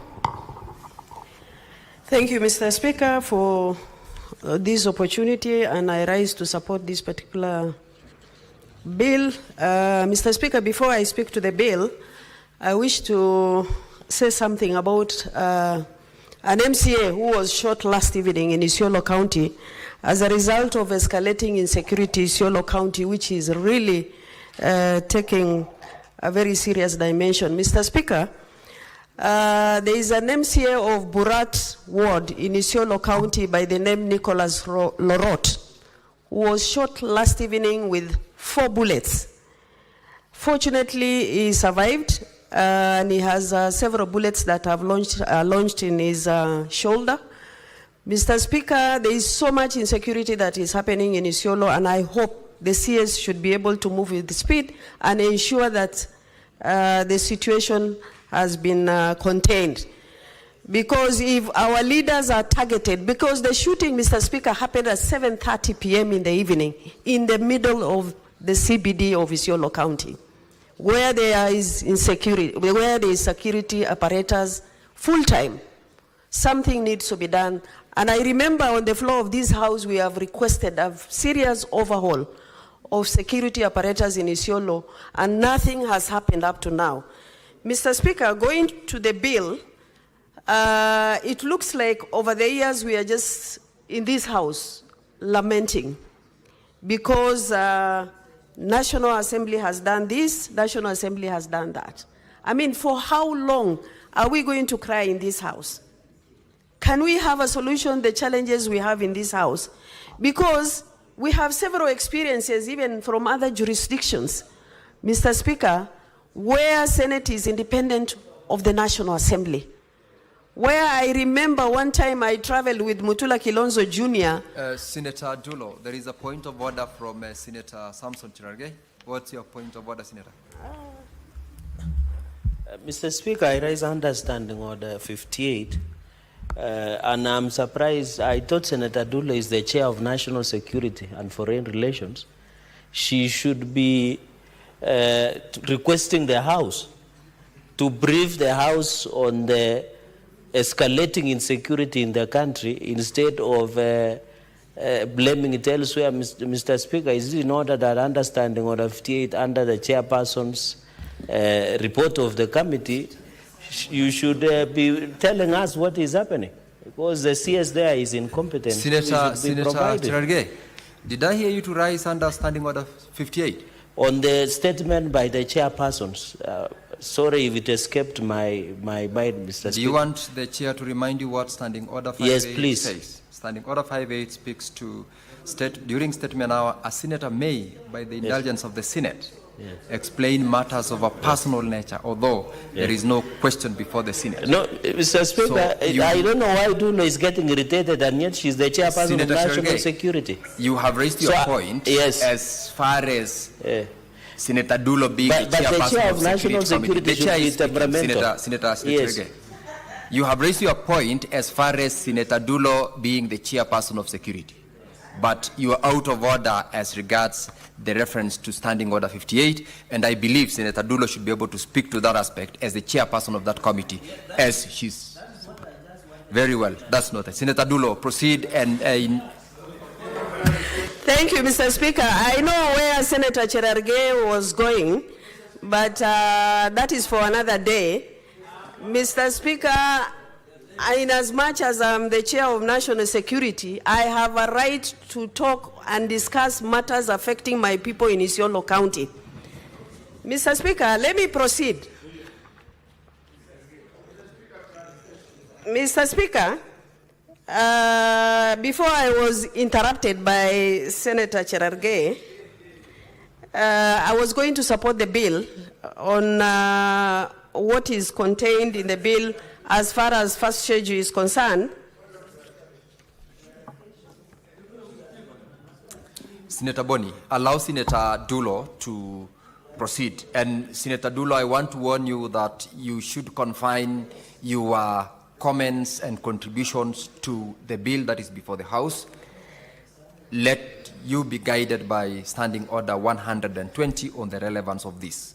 And the chair has directed as much. Proceed to contribute to this bill. Mr. Speaker, much obliged by... Anyway, let me not go there.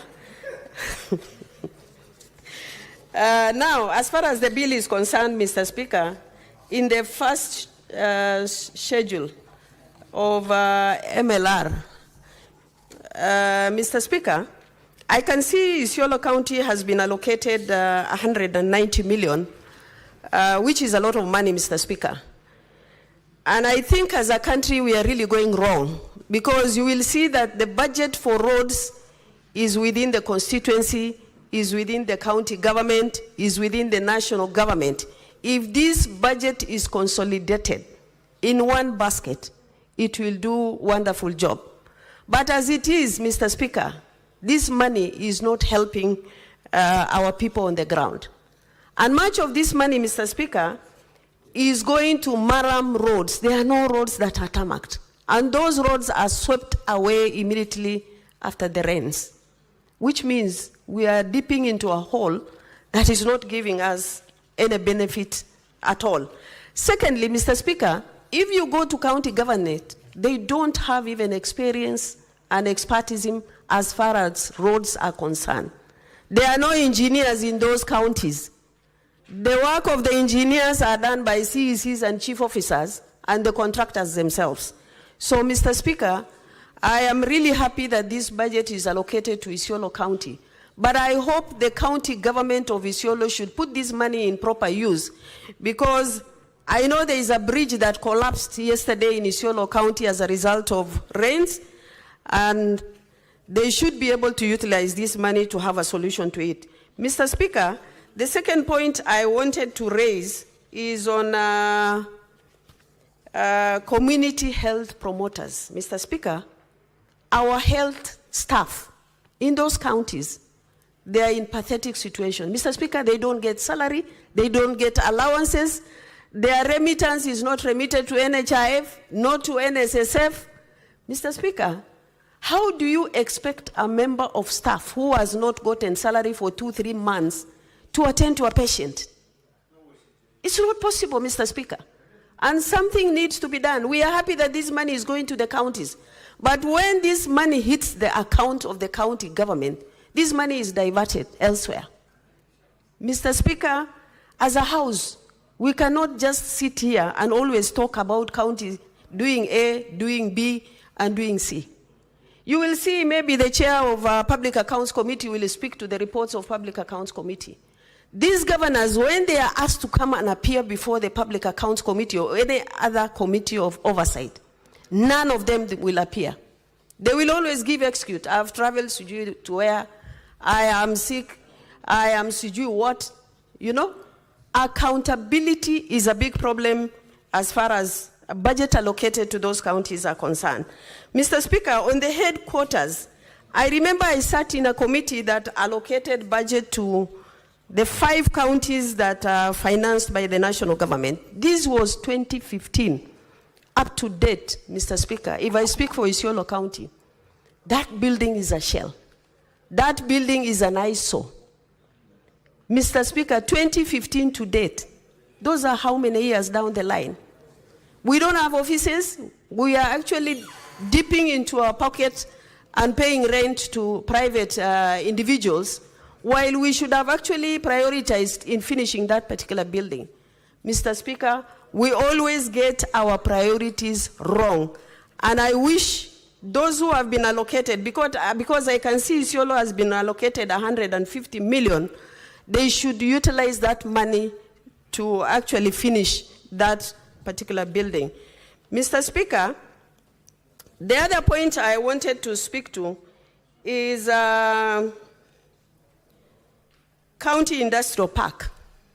As it has been indicated, there are only 19 counties that are financed.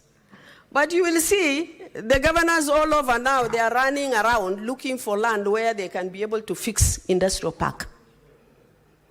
Even those who are not among the 19, Mr. Speaker, they are allocating budget to industrial park.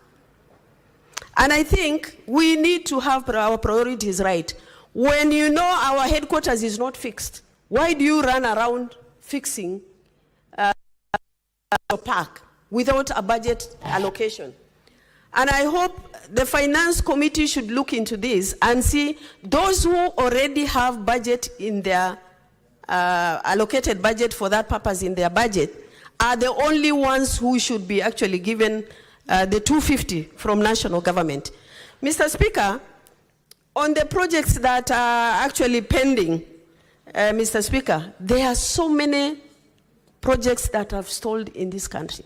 So many.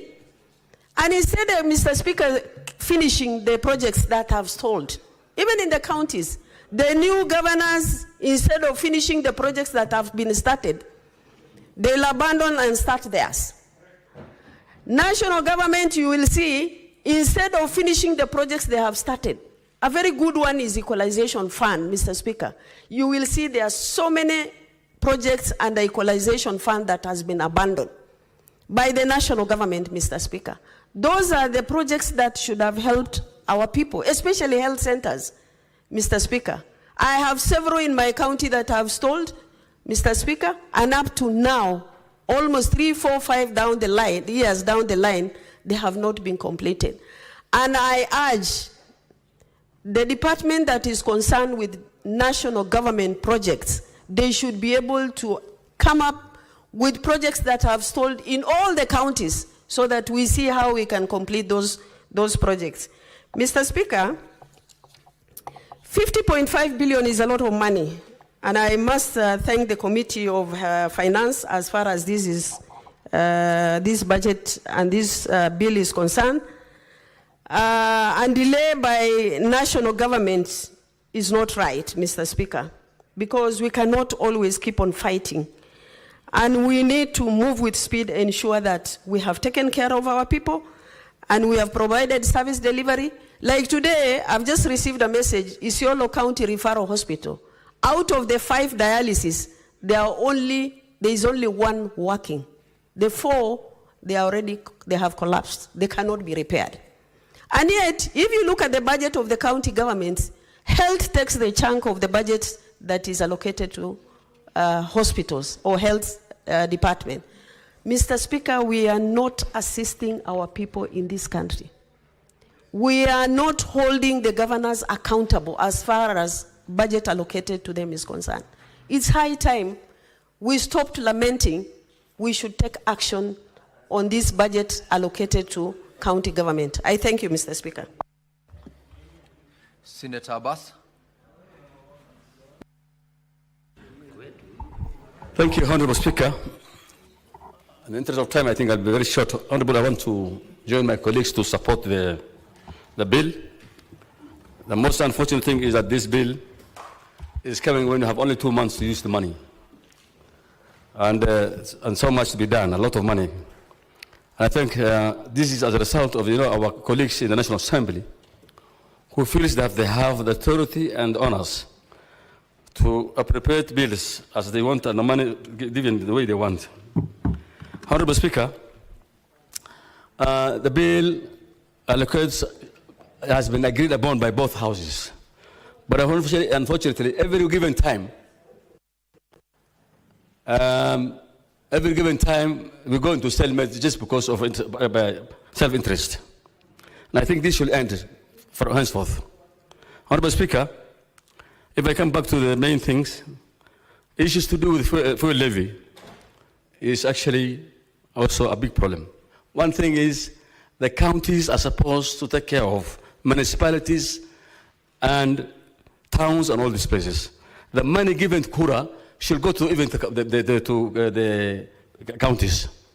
And then this RML thing, the National Assembly is mad about it, should go back to them. And they draw the other money for Kura, which is actually billions. Because it's actually the responsibility of the counties to take care of the municipalities, towns, and other areas within their jurisdictions. Two, Honorable Speaker, the additional fund contains money that is actually borrowed from our donors, World Bank, the NIDA, government of the German Development Bank. This is loans. And you keep on every day extending, approving this bill, this money. And this is accruing interest to the Kenyan government and to the people of Kenya that we're going to pay the extra money now because of undue delays made by the National Assembly. And therefore, I think next time we will not be allowed this kind of business, Honorable Speaker, that these two houses must make a conversation on how best we will be able to handle these issues which are always becoming a contention. Honorable Speaker, one thing we have seen is that the audited accounts that we're using to base our equitable shares is 2021. While our Auditor General has tried the best, she tried her best, that she has audited all of his, the audit account now available is 2023-24. And therefore all equitable shares must be based on the most recently audited bills. Then just give us 3 years or 4 years backwards. This House must take note of that, Honorable Speaker. Honorable Speaker, if I come back to my county is getting about 82 million shillings for this additional fund. Hopefully it's going to be utilized. The one other thing, Honorable Speaker, is that the CAIB, Wajir has done a wonderful job there. There are big houses come up. But of course, now the CAIB in Wajir has no fund allocated. And what will happen? Those buildings will be stalled. And therefore, I think next time, money should be paid according to priorities and according to work pending and the work done.